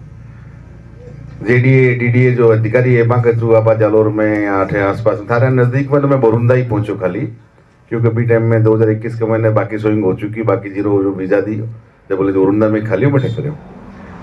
आपने वो जो प्रोडक्ट है कंपनी हमारी बना हुआ है, ICR को प्रोडक्ट है, खंडेलवाल बायो फर्टिलाइजर कर्नाटक की कंपनी को, और एक महीने ट्राइकोडर्मा रेसी प्रोडक्ट को नाम है ICR फ्यूजिकांट बायोराज, बायोराज हमारा ब्रांड नेम है। और इको उपयोग है भूमि उपचार, बीज उपचार, पहलो पानी दूसरो पानी, पहलो पानी या पड़को या दूसरो पानी 30-35 दिन बाद में जो देवा उपयोग बहुत सीधो सरल है। खाली आएगा अगर जहर आप पहली बात तो काम मतलब अगर ले रहे हो तो 5-7 दिन को भी फर्क रखना जहर देने के टाइम पे। भूमि उपचार का मैंने आप जब डॉक्टर बता रहे अभी कभी जो आप खाद है, आप गोबर डाला है, गोबर की खाद डालना, खेत में आप गोबर सरका वहाँ गोबर की खाद डाली, तो बिना चाहे डिकम्पोजर वो कर लो या ट्राइकोडर्मा कर लो या ये जो प्रोडक्ट है वो कर लो, जो भी है 200 लीटर कोई ड्रम ले, भी 200 लीटर पानी भरो, 1-2 किलो भी गुड़ फोड़ कर डाल दो, घोल दो बिना, और 1 लीटर दवाई डाल दो एक महीने। 1 लीटर दवाई ना 24 से 48 घंटा बिन पटने दो, 2-3 बार दिन में हिला दो, छाए का महीने कपड़ों में ढक के जहर को बर्तन कोई काम में खोल लेना है। 24 घंटा 48 घंटा पड़ जाए वो पूरी आपने, और दही को जाओ जी सीधी भाषा में आप 4-5 लीटर घर में दूध देवा, इतो सो दही देवा, दूसरे दिन पूरा दही जम जाओ ने, और दही को जाओ दूसरे दिन 200 लीटर दही या दवाई थारी तैयार होगी। ठीक है, तेनों की यहाँ अगर खाद आप शुरू से करता तो आप स्थिति आ गई कभी आप बिजाई भी होगी सिंचाई में आ गया, लेकिन आप अगर शुरू से अगर ध्यान देवा तो जो खाद आपने गोबर जो पड़ो भी मैंने लकड़ी में होल कर करके पानी पिया दो, ऊपर सीढ़िया विड़िया ढक दो, थोड़ी छाया कर दो, या जहाँ खड्डा खोद के करेडी तो भी में डाल दो, कोई दिक्कत नहीं। खड्डे में आप गोबर डाल रखे हो तो भी मैंने दबा दबा कर भी डाल दो। ज़्यादा अगर खाद है तो जैसे भी पलटा वल्टा मार कर भी में पाँचों और जितो है बच्चों डाल दो, नमी बनाए रखो 20-25 दिन तक भी मैंने 1 नंबर की खाद आपके तैयार हो जाए। फिर खेत में आप छिटा दो। बीज उपचार क्या करना, 1 किलो बीज के लिए छोटी क्वांटिटी हो जाए तो मैं 25 ml जाए, 2-5 किलो बीज को 10 किलो बीज तक करे तो 1 ढक्कन वो 25 ml को है। 1 किलो बीज के ऊपर 1 गिलास स्टील वाला अपने घर में जो रखा लगभग 250-300 ml में पानी, थोड़ी सी गुड़ की कांकरी फोड़ के भी डाल दो, 1 ढक्कन दवाई डाल दो, मिला दो भी नहीं। और जीरे को जो बीज है टब में लो, बटली में लो, भी को छिड़क के हल्का हल्का हाथों मिला के भी 2 घंटा छाया में सुखा दो, बीज सारो तैयार हो गए उपचार के लिए। ठीक है। रोग जो है आप बोला उछल का उकठा विल्ट यमर रोग या जो भी बोला ही ना अपनी भाषा में के बोला मन ध्यान को नहीं, बाड़मेर जैसलमेर में उछल का रोग बोला ही। वो रोग है या तो बीज को है या मिट्टी को, और शुरुआत का 30 दिन को ही है। शुरुआत का 30 दिन में आप कंट्रोल कर लियो तो ठीक है। अपन दिखे बाद में फिर कोई इलाज कौन, जो मर गया वो मर गया, वहाँ कोई उपाय को नहीं। हाँ ठीक है, बाद में भी हो जाओ तो आगे रोग नहीं बढ़े, इतनी संभावना है। बाकी शुरुआत में अगर आप कर लिया तो रिजल्ट अपन को बढ़िया बढ़िया रिजल्ट मिले। पहले के भूमि उपचार भी को टाइम निकल गया, दूसरों के बीज उपचार भी को टाइम निकल गया। आप अगर पानी दे रहे हो, समझो कोई पड़को दियो है, कोई पानी दे रहे हो बात, तो पानी के साथ है बनाना भी यही है। 200 लीटर को ड्रम लो, 200 लीटर पानी, 1 किलो गुड़ और 1 लीटर दवाई डाल के 24-48 घंटा छोड़ दो। फिर अगर फवारा से दो तो वेंचुरी जोड़ कर फवारा से दो, नाली से दो तो आगे आगे चला दो, पीछे पानी चला, जमीन में जाना चाहिए। और 30-35 दिन बाद में एक बार और। एक तो प्रोडक्ट है। दूसरो, आज आप अगर बात कर रहे हैं मिट्टी में कार्बन की कमी, आप कोई भी मिट्टी जांच करवाई अगर देख लियो, वो एक प्रोडक्ट है कार्बन बोल के, नाम कार्बन ही रख दियो, कार्बन। और इनमें बायोचार है और दूसरा माइक्रोब मिला के इन्हें तैयार करो। बाकी इनमें कुछ चीज़ और जोड़ दी आपकी सुविधा के लिए, ह्यूमिक है, सीवीड है, सब डायरेक्ट को 200 किलो 1 एकड़ का महीने छिड़कनो, पानी का आगा छिड़क दो, फिर पानी जब चला बीटा पानी चला दो जमीन में। 2-3 साल आप डालना तो भी मैंने तन बेरो पड़ जाए। मिट्टी जांच यहाँ बार करवाई दी हो पहली आपकी, तो हर साल मिट्टी जांच करवाओ, बेरो पड़ जैसे कितना फर्क पड़ रहा है। हमारा रिजल्ट बहुत अच्छा ले रहा है। डॉक्टर साहब हमारी फैक्ट्री पर भी बैठे, कर्नाटक जाकर है, देख का है, और भी बैठा कर दिया साइड में रिजल्ट। हमारे खाली समस्या एक ही है ये प्रोडक्ट की, वो बड़े कर्नाटक में आवे ऐड है तो मैं कमाऊँ 150 रुपया कट्टे पर, ट्रांसपोर्ट ले ले 400 रुपया कट्टा खाएगा। तो कोशिश चल रही है कि ये एरिया में कभी अगर सेट होता है अगले साल से। बनाने का तरीका बहुत सरल है। अपने खेत का मैंने जो एग्रीकल्चर वेस्ट बचे, जो भी यहाँ पर पराली वराली कर दिया, कुछ भी कर दिया, जब डॉक्टर साहब बताया जहाँ डिकम्पोज कर लो, या एक बट्टो बने ईंट को, ठीक है, जहाँ ईंट वाला बट्टो बनाओ ना, बी टाइप को एक बट्टो बने जो झोपड़े के आकार को बने, या आप गिलास ने उल्टो रखते हैं भी आकार को बने, भी मैंने पूरा भर दे, चारों में बंद करते, बीच बीच में होल रख के भी भट्टे के ऊपर बंद कर आग लगा दो, फिर ढक दो चारों में, खाली ऊपर का ढक्कन मैंने खोल दो, धीरे धीरे को धुआं निकले 3-4 घंटा 5 घंटा, फिर नीचे को खोल दो, फिर नीचे खोल दो, यह कर वो 36 घंटा का मैंने पूरा अंदर को बिना ऑक्सीजन का जल के कार्बन को तैयार हो जिस वो आप अपने खेत में काम ले इसका। लेकिन इतनी मेहनत कोई करे को नहीं, कोई किसान आदमी सीधे बोले साहब थे दे दो तैयार करो, मानतो मानो मेहनत को नहीं हो।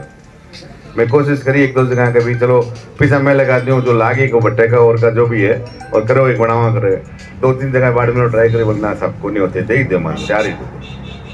तो जमीन में जो कमी है कार्बन की और ये प्रोडक्ट की, अगर समस्या है आपने उथल की ओर की, तो प्रोडक्ट बहुत अच्छे है। आप नेट पर भी खाली तो सही नाम डालो ना, बायोराज BIORAJ यूट्यूब पर डालो, सारी डिटेल आ जाए। जो काम लेडा किसान है बागा वीडियो भी हमारा अपलोड करेगा है सारा। और आज दवाई की इको इन्वेंशन इको अनुसंधान है केड़ा के लिए, केड़ा का मैंने समस्या भाई है 16 कंट्री में दिक्कत है, आपने बात का जो वैज्ञानिक है इन्हें तैयार करो। केड़ा के बाद में जीरे में जीरा, ये सब चना, अपने टमाटर, मिर्ची, बैंगन, ये सब्जियां, फिर पिपरमेंट हो सीतापुर बाराबंकी भी साइड पिपरमेंट, आज सब में तो अपना ट्रायल खुद का कर लिया, पूरा हो गया। और बाकी धीरे धीरे जो ई टाइप की समस्या, वेट की समस्या बैठा बैठे में काम कर लिया। कोई भी और जानकारी चाहिए तो मैं लोग अब यहाँ बताने परचो दे नंबर है हमारा, अभी कल भी टेलीफोन कर लियो, ठीक है सर, धन्यवाद।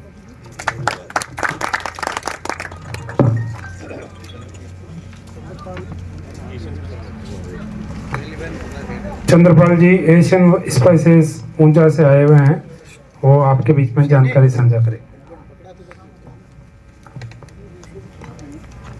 राम राम सभी किसान भाइयों को और सम्मानित मंच विशेष तौर से स्पाइसेस बोर्ड से पधारे हुए डॉक्टर श्री सेव जी को धन्यवाद देता हूँ। इन्होंने इतना अच्छा अरेंजमेंट किया है, एफपीओ को भी। तो सारी बातें लगभग हो चुकी हैं कि फसल अपने को कैसे ग्रो करनी है और आपकी आय कैसे बढ़ानी है। आय बढ़ाने का सबसे पहला और एक नंबर आपको उपाय यही करना होगा, जहर छोड़ना होगा। आईपीएम खेती करो या जैविक खेती करो, सर ने जैसे बताया। उसके बाद में आईपीएम में आप कम से कम मतलब ना ही यूज करो तो ही अच्छा है केमिकल। और सभी जो यहाँ बैठे हुए हैं, कंपनी भी आई हुई है इनके, तो बाकी ये सर बता देंगे आपको। जैविक उपाय ही करो जो आप करते आए हो। इसके बाद दिक्कत आती है आपको निकालने के बाद में। फसल तैयार कर ली आपने, उसके बाद में निकालने के बाद में आपको समस्या आती है। आप वहाँ एक गलती करते हो उसको रखने की, स्टोरेज में। अक्सर आप यूज क्या करते हो कि कोई पिछले साल का पड़ा हुआ आपका बारदान, वो उठा के उसमें जीरा भर दिया, सौंफ भर दिया, ठीक है, वहाँ आपने गलती कर दी। कपास के खेत में जीरा सौंफ लगा दी, वहाँ गलती कर दी। सरसों के पास में लगा दी, वहाँ गलती कर दी। मूंगफली के पास में लगा दी, वहाँ गलती कर दी। ये बहुत सारी चीज़ें होती है। एलर्जन का होता है, ठीक है, पेस्टिसाइड रेजिड्यू आपने जो कॉटन में दिया है, कपास में जो दिया है ना, जो भी दवाइयाँ दी है सारी जीरे में भी आएगी, सौंफ में भी आएगी, जो भी फसल लगाई है उसमें आएगी। बहुत खतरनाक जहर होता है। और इसके अलावा एक पीए का होता है, ये बता देंगे, पाइलोडीन एल्केलॉइड्स होता है, जो जीरा खुद पौधा खुद अपने आप से निकालता है। पेस्ट और विल्ट जो भी डिजीज होती है ना, उससे बचने के लिए खुद निकालता है। तो ये इसमें एक कारण वो भी होता है कि जो खरपतवार होता है ना, उसकी वजह से भी वो आता है पीए।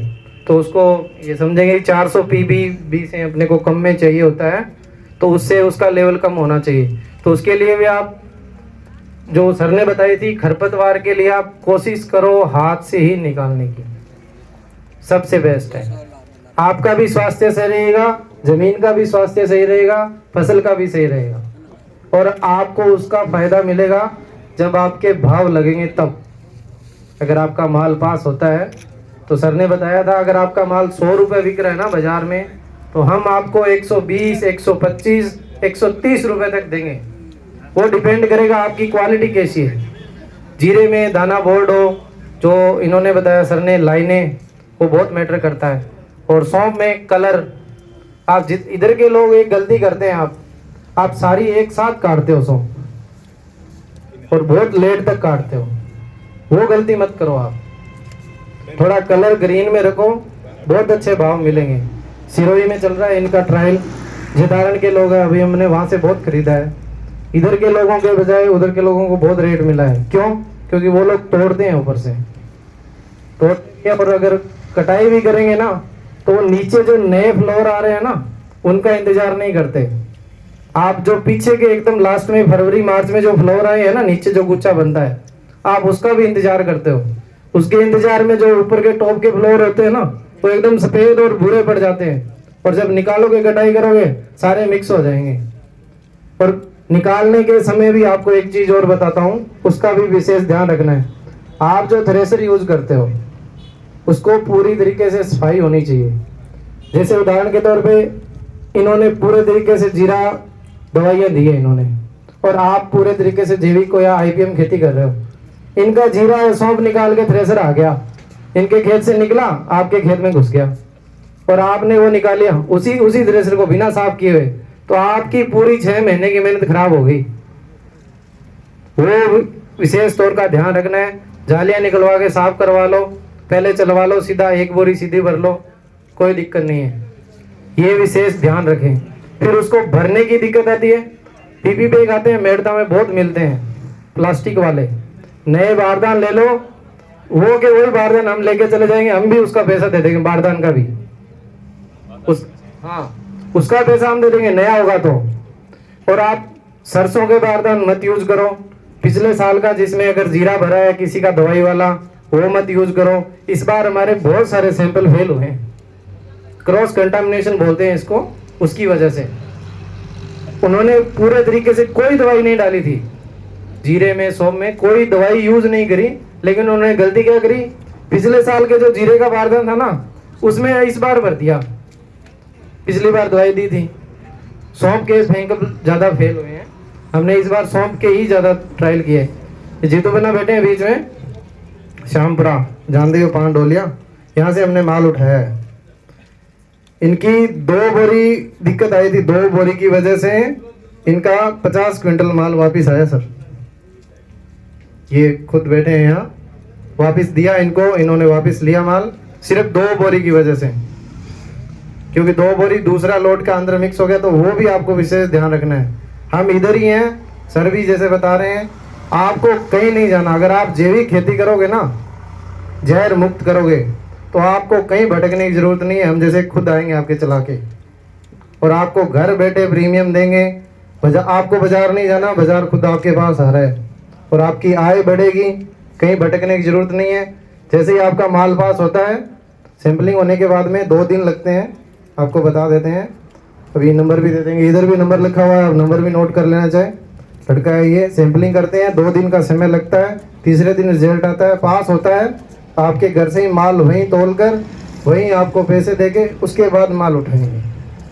यही है, तो आप विशेष ध्यान रखें इन चीज़ों का जो मैंने बताई है। और आज जो भी यहाँ आपको जानकारी दी गई है, इस मीटिंग का तभी ये सक्सेस हो पाएगी कि आप इन चीज़ों को ध्यान में लें, इन चीज़ों को अप्लाई करें। ऐसे नहीं यहाँ आए, सुन लिया और घर जाके भूल गए, ये नहीं, आप भी करें। जो नहीं आया आपका पड़ोसी, उसको भी बताएं। धन्यवाद, थैंक यू। स्पाइसेस बोर्ड को एक बार फिर से धन्यवाद देता हूँ। बहुत बहुत धन्यवाद। देखिए, हम खुद गवर्नमेंट है ना, हम खुद एक्सपोर्ट प्रमोशन काउंसिल है, हम इनको लाइसेंस देते हैं एक्सपोर्ट करने के लिए। इंटरनेशनल, अंतर्राष्ट्रीय मार्केट में हमें पता है कि डिमांड क्या है। डिमांड वहाँ से ऐसी है हर कंट्री की, क्योंकि यहाँ की जीरा 170 से 180 देशों में चला जाता है, और वहाँ की जो रिपोर्ट है कि बहुत सारे ऐसे हमारे फेल होते हैं, तो एक्सपोर्टर को बहुत नुकसान करना पड़ता है। अभी रिसेंटली यहाँ का जोधपुर का ही, उनके 5-6 कंटेनर वापस है, उनको करोड़ों का नुकसान हो गया, सिर्फ और सिर्फ 1-2 थायमिथॉक्सिन और एक केमिकल था, वो डिटेक्ट होने के बाद। तो ये चीज़ें आपको पता नहीं रहता, क्योंकि वहाँ डिमांड है आईपीएम, वो बोलेगा मुझे आईपीएम जीरा चाहिए। आईपीएम जीरा जिसके पास है, वो मतलब आंख बंद करके लेके जाएंगे, आपको प्रीमियम प्राइस देंगे। अभी बीच में एक ग्रुप है एमपीओ का, उसमें आपको पता है वो जीरे की वहाँ भाव कितनी होती है, वहाँ का भाव यहाँ का भाव जमीन आसमान फर्क है। लेकिन यहाँ जो भाव लगता है, अभी मान के चलो कि मेड़ता मंडी में मतलब हाईएस्ट लगी, कितनी लगी, 300 रुपये लगा। तो आपका माल, क्योंकि हम हर रोज ये ना, ये हर रोज की हमारी ये है, हर रोज हम ये एक्सरसाइज करते हैं कि कितने एक्सपोर्टर ने कितना माल आईपीएम यहाँ से बेचा, कमर्शियल कितना चला गया, कस्टम डिपार्टमेंट में कितनी रिजेक्शंस आ गई, फाइटोसैनिटरी में कितने फेल हो गए। हमारे लैब में हर रोज 200, मतलब हमारे 8 लैब है, गवर्नमेंट की enable accredited, government of India spices board की 8 लैब है। 8 लैब में अभी देखिए गांधीधाम में हर रोज 200 से 300 सैंपल आते हैं, वो स्टैट्यूटरी है, उसमें बहुत सारे फेल हो जाते हैं। और कल परसों ही मैंने एक का सैंपल उनका ये आ गया, उनका फेल हो गया, क्योंकि उनपे ये यूके के लिए था और उनपे बहुत सारे पेस्टिसाइड, उसमें 170 पेस्टिसाइड टेस्टिंग होता है, उसमें एक भी फेल हो गया ना, आपको पूरा फेल हो गया, एक भी केमिकल। और ये सभी हम टेस्टिंग करते हैं। और ये एक्सपोर्टर है ना, हर साल एक एक्सपोर्टर पूरे भारत में ऑन एन एवरेज 30 से 35 लाख रुपए सिर्फ और सिर्फ ये टेस्टिंग के लिए वो खर्च करता है। वो सैंपल लेने के बाद ऐसे फोकट में कोई टेस्टिंग नहीं होता, उनको सैंपलिंग करनी पड़ती है, उनका सैलरी भी है, और लैब में जाने के बाद एक टेस्टिंग में 10-10 हज़ार रुपये टेस्टिंग की कीमत है। और वहाँ पास हो गया, फिर वो आपके पास, आपको वो पैसा भी वो ही डाल रहे हैं और आपको प्रीमियम प्राइस भी मिलेगा। और हमारे पास एसटीडी प्रोजेक्ट में ये लाइव हमारी वीडियोज़ है, जिन किसान को चेक दिया ना, जिनका पास होगा, उनकी आपको मुस्कुराहट, आपको पता है आपने कितना प्राइस दिया सौंफ के लिए सबसे हाईएस्ट, बता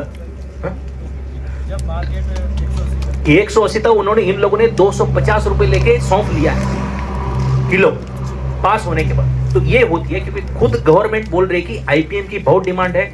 मुझे तो हर दिन, मतलब ऑस्ट्रेलिया से हो, जापान से हो, कोरिया, रशिया, हर कंट्री की अलग डिमांड आती है, sir we need farmer grade, यानी किसानी माल चाहिए उनको। क्यों?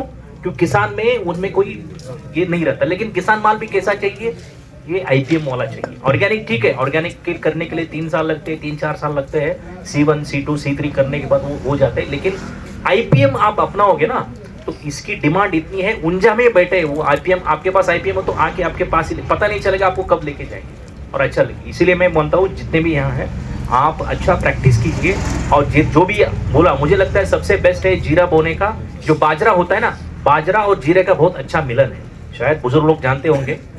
बाजरा करो और जीरा करो, तो ये कपास और करेंगे तो उसमें डेफिनेटली वो जीरा नापास होगा, मतलब फेल होगा, इसीलिए है ना। तो ये मेरा उनको जस्ट सपोर्ट करने के लिए मेरा था। तो अभी इसके बाद हमारे जो वैज्ञानिक है डॉक्टर भरद्वाज जी, वो आपको बहुत सारी चीज़ें बताएंगे। तो मैं भरद्वाज जी को निवेदन करूँगा कि आप ये 2 शब्द हमारे किसानों के बीच में रखें। धन्यवाद। पहले जितना भी किसान आज इस मीटिंग पे आए हैं सभी को राम राम। मैं बहुत दूर से आया हूँ, राजस्थान से नहीं हूँ, मैं आंध्र प्रदेश से आया हूँ आपके लिए। श्रीशैल जी रह के आया था आपके लिए, आंध्र प्रदेश से आया हूँ। आंध्र प्रदेश में जीरो रेवेगो नहीं।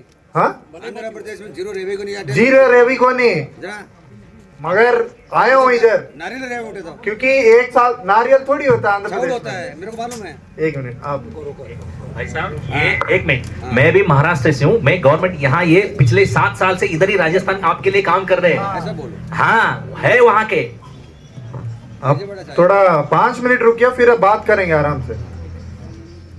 मैं ज़्यादा समय नहीं लूँगा, आप थोड़ा आराम से सुन लीजिए।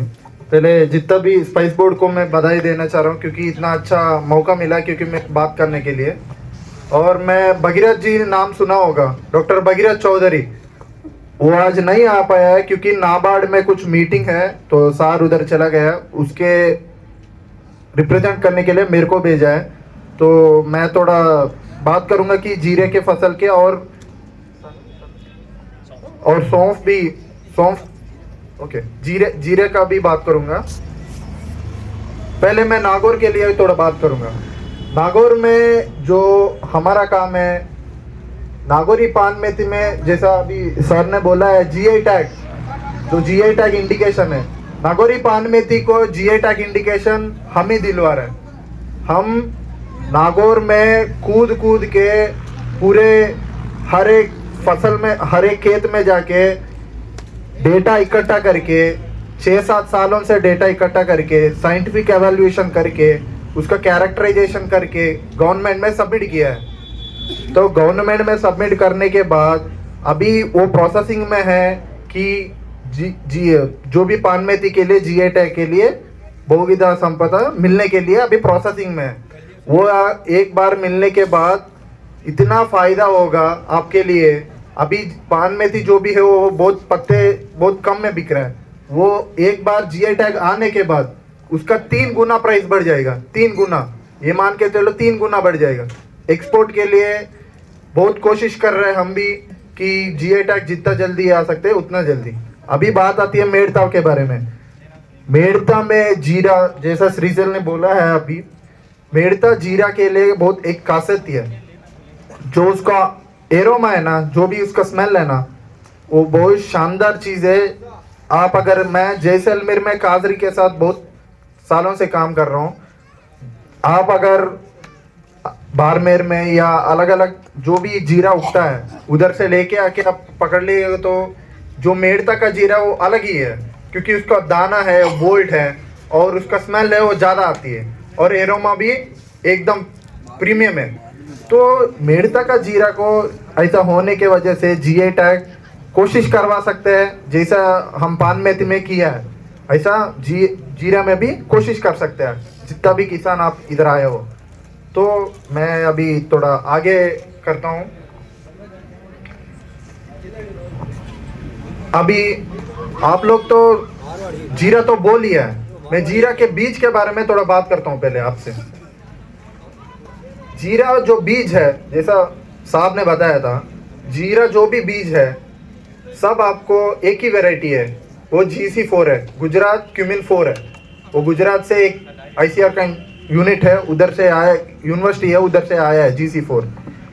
ये जो भी दुकानदार वगैरह जहाँ भी आप बीज इकट्ठा कर रहे हैं, हाइब्रिड क्यूमिन करके वो ये करके पट्टी के ऊपर चिपका के बेच रहा है, सब आपको उल्लू बना रहा है। जीरा हाइब्रिड कभी नहीं होता है, क्योंकि वो ओपन पॉलिनेटेड है। जीरा में और फेनल में हाइब्रिड हो ही नहीं सकता। मैं पहले ही बोल दे रहा हूँ आप लोग को, जितना भी बीज है वो एक ही है, वही GC4 है।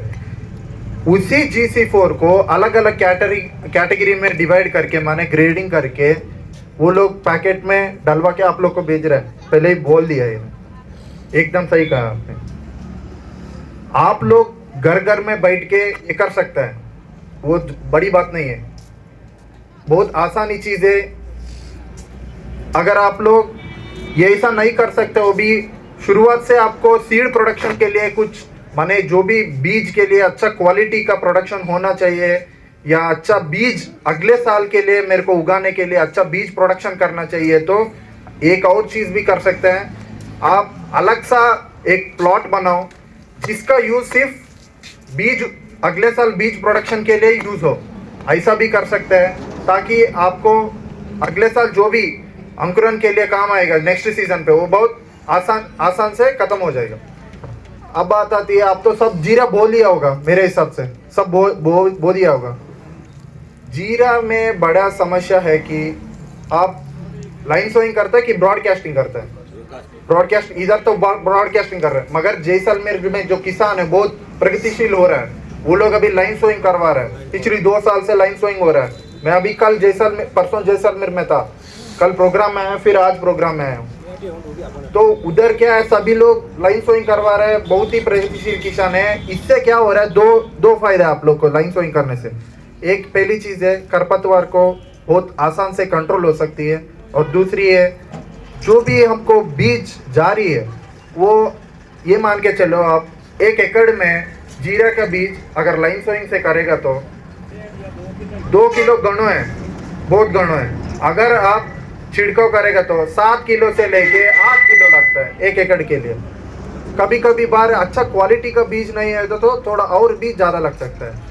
इस साल क्या हुआ है, जो भी ये जो बादल का फ्लक्चुएशन के वजह से वाली होने के बाद, ताकि आपका जीरा जल्दी अंकुरन हो जाए, मगर इस साल ये अंकुरन में भी बहुत प्रॉब्लम हुआ है। बारमेर जगह अलग अलग जगहों में हो क्या रहा है, अभी दोबारा कई किसान है, दोबारा अभी अंकुरन नहीं हुआ है, देर माने वो दोबारा सोइंग कर रहे हैं, माने और एक बार बीज बुआई कर रहे हैं, दोबारा बुआई कर रहे हैं। ऐसा भी किसान है जो मेरे को कॉल किया है। तो ये भी एक प्रॉब्लम है मेन किसान लोग का। और तीसरा है, मैं जो एक और बोलना चाह रहा हूँ, आप लोग तो ब्रॉडकास्टिंग कर रहे हैं, छिड़काव कर रहे हैं। छिड़काव में मेजर एक समस्या है, वो है वीड, खरपतवार का। खरपतवार बहुत ही समस्या है। जब आप छिड़काव करते हैं, जो भी बीज छिड़काव करने के बाद आपको फसल चलते वक्त बहुत खरपतवार आएगी। खरपतवार को कंट्रोल करने के लिए बहुत सारा है, मगर जो किसान जो मेजर करता है वो मैं बोल दूंगा। खरपतवार पहली बात है, खरपतवार आता कैसा है? खरपतवार 2 प्रकार से आता है। पहली है, आप अगर ढंग की बीज यूज नहीं करे, माने मिक्सड बीज भी कई बार हमको पता ही नहीं चलता है कि वो भी जीरे जैसे ही दिखता है, मगर वो अलग बीज होता है। आपको दिखते जीरे जैसा, हल्का सा डिफरेंस पता चलता है। तो वो बीज अगर मिक्स होएगा तो वो अगर बोएगा तो उससे खरपतवार आ सकती है। और दूसरा चांस है, कई बार क्या होता है, किसान अच्छा से प्लोविंग नहीं करता, माने अच्छा से रोटावेटर से प्लोविंग तो करता है, मगर कभी कभी हो जाता है ऐसा, इधर उधर पड़ जाता है। तो हल्का सा भी पिछली साल का जो भी खरपतवार का अंश हो, वो अगर आ जाएगा तो मिट्टी के साथ साथ वो फिर उगना शुरू हो जाएगा, क्योंकि उसका जो टेम्परेचर है मैच हो जाने से फिर उगना शुरू हो जाएगा। मेरे बात समझ रहे हैं? अभी दूसरा बात है, जीरा में सबसे बड़ी समस्या है विल्ट है, उकटा रोग। पहली जो फ्लावरिंग आने से पहले बहुत बढ़िया समस्या है, उकटा रोग का बहुत बढ़िया समस्या है, क्योंकि ये विल्टिंग का बहुत इश्यू है। ये विल्टिंग आता कैसा है, आप लोग को तो जानता है, विल्ट तो आ जाता है, माने उकटा रोग तो दिखता है खेत में। ये आता कैसा है मैं 2 मिनट में बोल दूंगा। ये आप ही के बीज के वजह से आती, पहली प्रोबेबिलिटी है ऐसा। माने एक संभावना है आप ही के बीज की वजह से आता है। जो आपका बीज है अगर आप मिक्स हो गया तो मिक्स माने जो भी इसका जो फफूंद है, फफूंद बहुत छोटी दिखती है, आपको दिखती नहीं है, आंखों से भी नहीं दिखती है। ये अगर बीज में मिक्स हो गया तो उसमें आ जाती है। आप जब बुआई करते हैं फफूंद अंदर चला जाती है, फिर जब आप बुआई करने से आ जाती है। ये पहली संभावना है। और दूसरी संभावना ये भी है कि मिट्टी में, ये मिट्टी का रोग मिट्टी में ही होता है। ये जो फिजरियम ऑक्सीस्पोरम होता है ये मिट्टी में ही होता है मैक्सिमम। तो ये मिट्टी से भी आने का संभावना ज़्यादा चांसेस है। जैसा अभी ये खंडेलवाल जी बोल दिया है कि ट्राइकोडर्मा आप बीज उपचार करते हो, जब करते हो आप लोग बीज उपचार जब भी आप कर रहे हो, आप ट्राइकोडर्मा का किसी का भी कर सकता है। ऐसा नहीं कि मैं ट्राइकोडर्मा यही खरीदूंगा, ये कर, ऐसा नहीं, किसी का भी, मगर अच्छा कंपनी खरीदो, अच्छा जो ब्रांडिंग है, अच्छा सर्टिफाइड है, वो सब देख के खरीद लेना। अभी ये ट्राइकोडर्मा ऋषि है, ये बहुत केला में और क्यूमिन में, केला और जीरा में बहुत ही काम आ रहा है उक्टा रोग को खत्म करने के लिए। क्योंकि ये मैं भी बहुत बार देखा हूँ और सुना हूँ बहुत किसान से, शानदार काम कर रहे करके देखा हूँ। आप इसी को भी माने ले सकते हैं। नहीं तो टी स्टेन का और एक कंपनी आता है, मैं इधर कंपनी को प्रमोट नहीं कर रहा हूँ, आपको बोल रहा हूँ कि इस कंपनी में उपलब्ध मिल जाएगा। आप किसी की भी कंपनी का ले लें, टी स्टेन का भी मिल जाएगा। ट्राइकोडर्मा विरिडी है वो, ये ऋषि है, दूसरा स्पीशीज है, सेम है, मगर जो काम करने का तरीका थोड़ा हल्का सा डिफरेंस होता है, बराबर। उसके बाद हो गया तो बीज उपचार है आपका मेन है। आप तो अभी बुआई बो दिया, तो मैं जी बीज उपचार ये सब ज़्यादा बकवास नहीं करता हूँ। अभी नेक्स्ट पॉइंट पे आता हूँ सीधा। फिर आप जब बुआई किया है, बुआई करने के बाद उक्टा का रोग होती है, उक्टा रोग होता है, वो शुरुआत में आ जाती है। जब उक्टा रोग माने आपको दिख जाएगा कि इतना फसल में एक दो जगह आ गया, तुरंत आप लोग को क्या करना है, उसको निकाल लेना है। पहले तो इधर कितना भी किसान है सब ऑर्गेनिक कर रहे हैं कि आईपीएम कर रहे हैं? आईपीएम कर रहे हैं, शानदार। ऑर्गेनिक में आपको हरदम उसको बच्चे जैसा देखना पड़ता है कि यार कहाँ चोट लग रही है खेत पे, मगर आईपीएम में एक स्ट्रैटेजी से मूव करना पड़ता है। जहाँ रिक्वायरमेंट है तभी डालेंगे हम केमिकल जो भी है। अगर ऑर्गेनिक में देखो तो साहब तो बहुत सालों से ऑर्गेनिक ही कर रहे हैं, बहुत ही दिक्कत है। पहले इसको एक बार जोरदार तालियां बजाएंगे, क्योंकि ऑर्गेनिक में इतना आसान नहीं है, हरदम आपको खेत को देखना ही पड़ता है, संभाल के देखना पड़ता है। तो ऑर्गेनिक में आप लोग ऑर्गेनिक जैसा कर रहे हैं, तो जैसा भी उक्टा का रोग आ गया, तो ऑर्गेनिक में आप लोग को ट्राइकोडर्मा का ड्रेंचिंग कर सकता है। ड्रेंचिंग माने कुछ नहीं, आप जब ये स्प्रे करते हैं, वो जो भी टैंकी होती है उसका जो नोजल होता है, उसका निकालने से पानी धारदार आता है, उसको सिर्फ वो आजू बाजू पौधे से रिलेट करना है। और इससे क्या होता है, जो भी उसका फफूंद का अंश हो वो मर जाता है, उधर ही मर जाता है। इसके वजह से आप अगर आईपीएम कर रहे हो, शुरुआत में ये यूज़ कर सकते हैं। उसके बाद आप कार्बनडीजियम का हल्का सा वो ड्रेंचिंग कर सकता है, ताकि उक्टा रोग जो भी अंश है वो खत्म कर देगा। तो इसके बाद आता है खरपतवार। पहले एक दवाई आती थी बेर की, राफ्ट, ऑक्सीफ्लोरोफिन है, वो अभी डाल रहे हैं किसान। ऑक्सीडाइरोजिल करके एक दवाई आती थी, वो राफ्ट है। राफ्ट 2 साल से बंद हो गया। इसका बड़ा रीजन है, जैसा ये दोनों बैठा है इधर, ये लोग बाहर एक्सपोर्ट करवा रहे हैं, आपसे माल लेके प्रोसेसिंग करवा के, सैंपलिंग करवा के एक्सपोर्ट करवा रहे हैं। दिक्कत आ रही है, जब एक्सपोर्ट करने के बाद दिक्कत आ रही है कि जो भी आप डाल रहे हैं उसमें रिपोर्ट में सैंपलिंग में पूरा दिख जाएगा, जो भी आप डाल रहे हैं पूरा सैंपलिंग में दिख जाएगा। तो राफ्ट जो ऑक्सीडाइरोसिल है वो भी कई बार 2 साल 3 साल पुराने में आया है, इसीलिए 2 साल तक अभी बंद है। अभी भगीरथ सर इतना कोशिश किया उसको लाने के लिए, क्योंकि अगर ऑक्सीडाइरोसिल नहीं आया तो क्यूमिन में माने जीरा में ये जो खरपतवार है इसको निकालना बहुत ही मुश्किल है, इतना आसान नहीं है वो। क्योंकि आपका तो 100 बीघा का है कि हर 100 बीघा में लेबर लगाए तो बात ही खत्म, फिर बचेगा कुछ नहीं।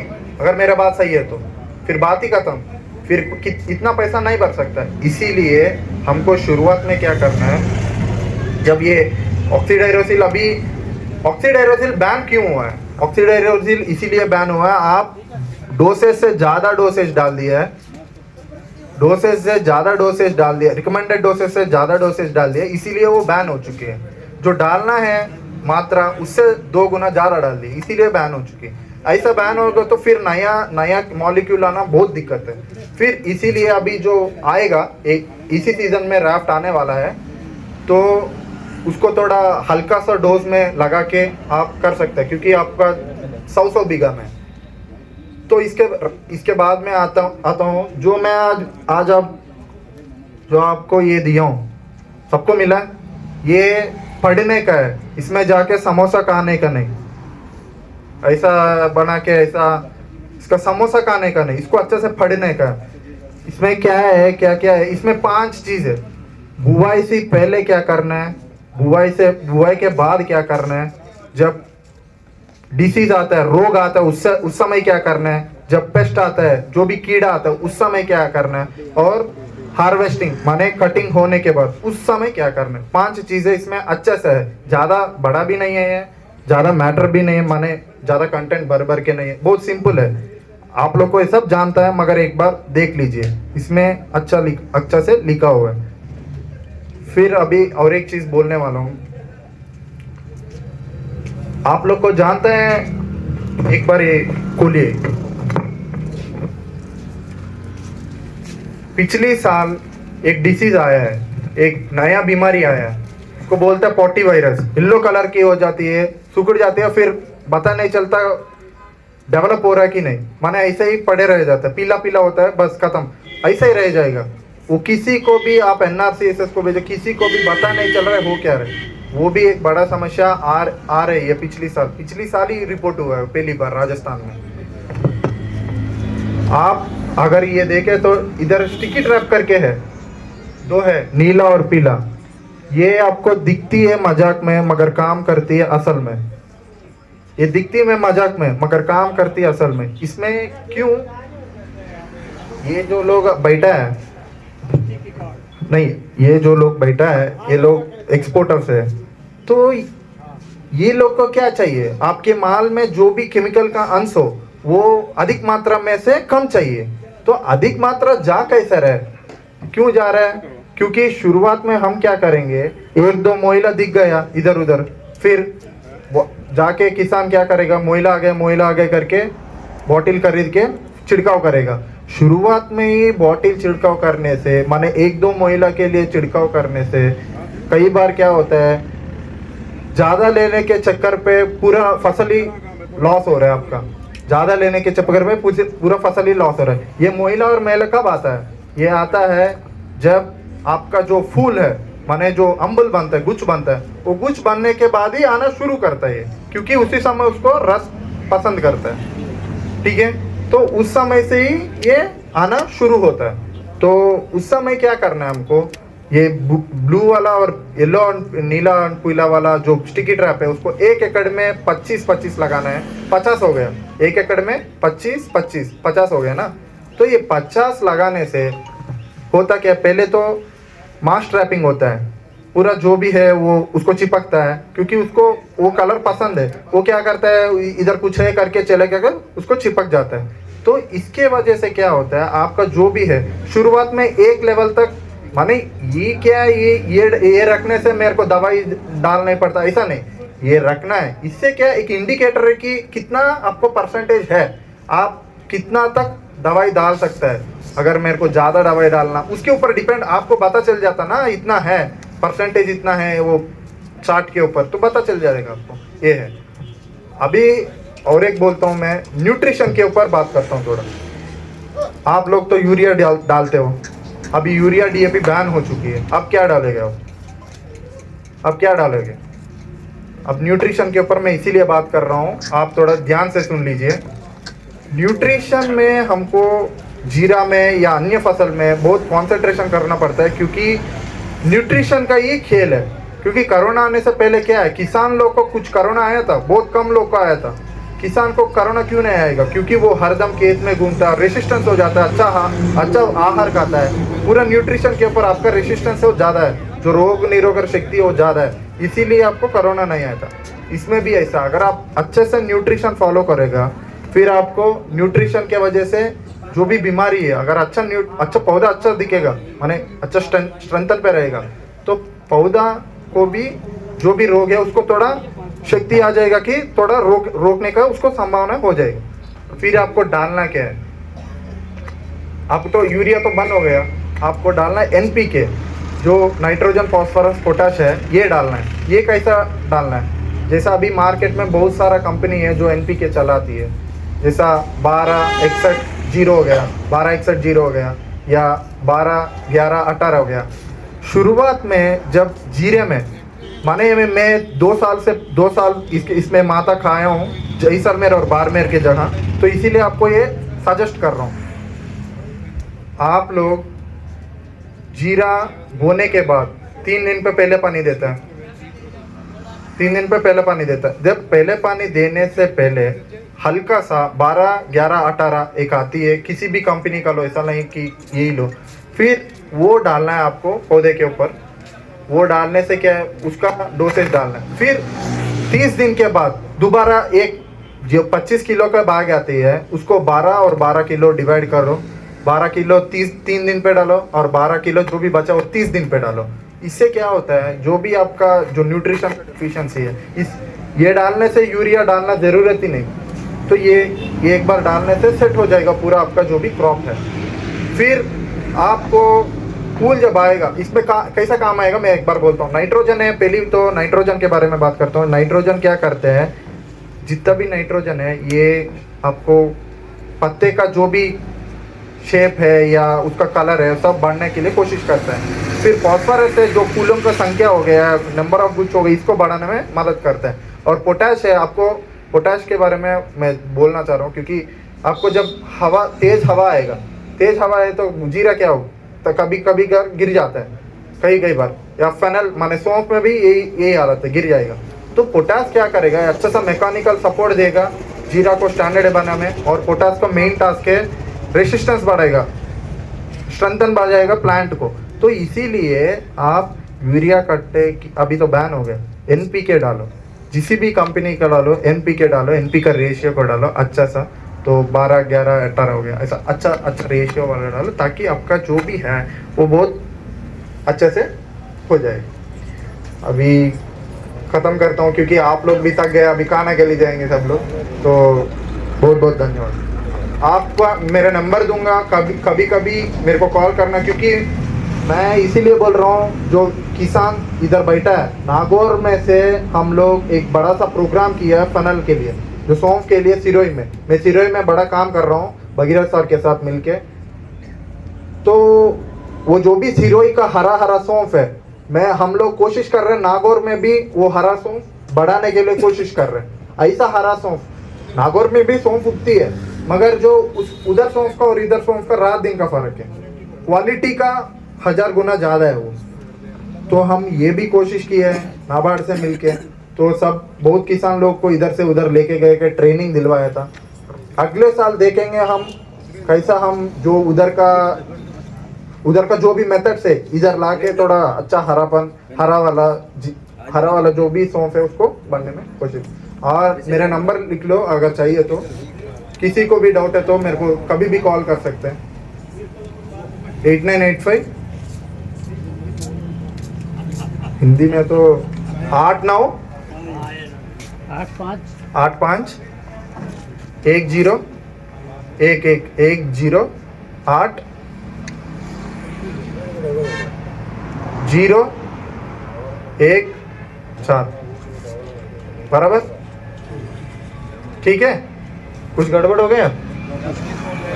8985 108 014। और सभी किसान को धन्यवाद। 89 85 10 80 14 89 85 10 80 14 हो गया याद? ठीक है। Thank you. कृषि विभाग तो कह रहे हैं SSP ठीक है, बहुत बहुत धन्यवाद सभी किसान भाई और जो भी हमारे निर्यातक यहाँ आए थे। और एक ग्रुप फोटो के लिए सभी आ जाइए इधर आगे। सभी किसान भाइयों से मेरा निवेदन है, जो भी चलेंगे थोड़ा आइए, हमारे लिए एक 5 मिनट दे दे ग्रुप फोटो के लिए। पीछे भी जो भी है सब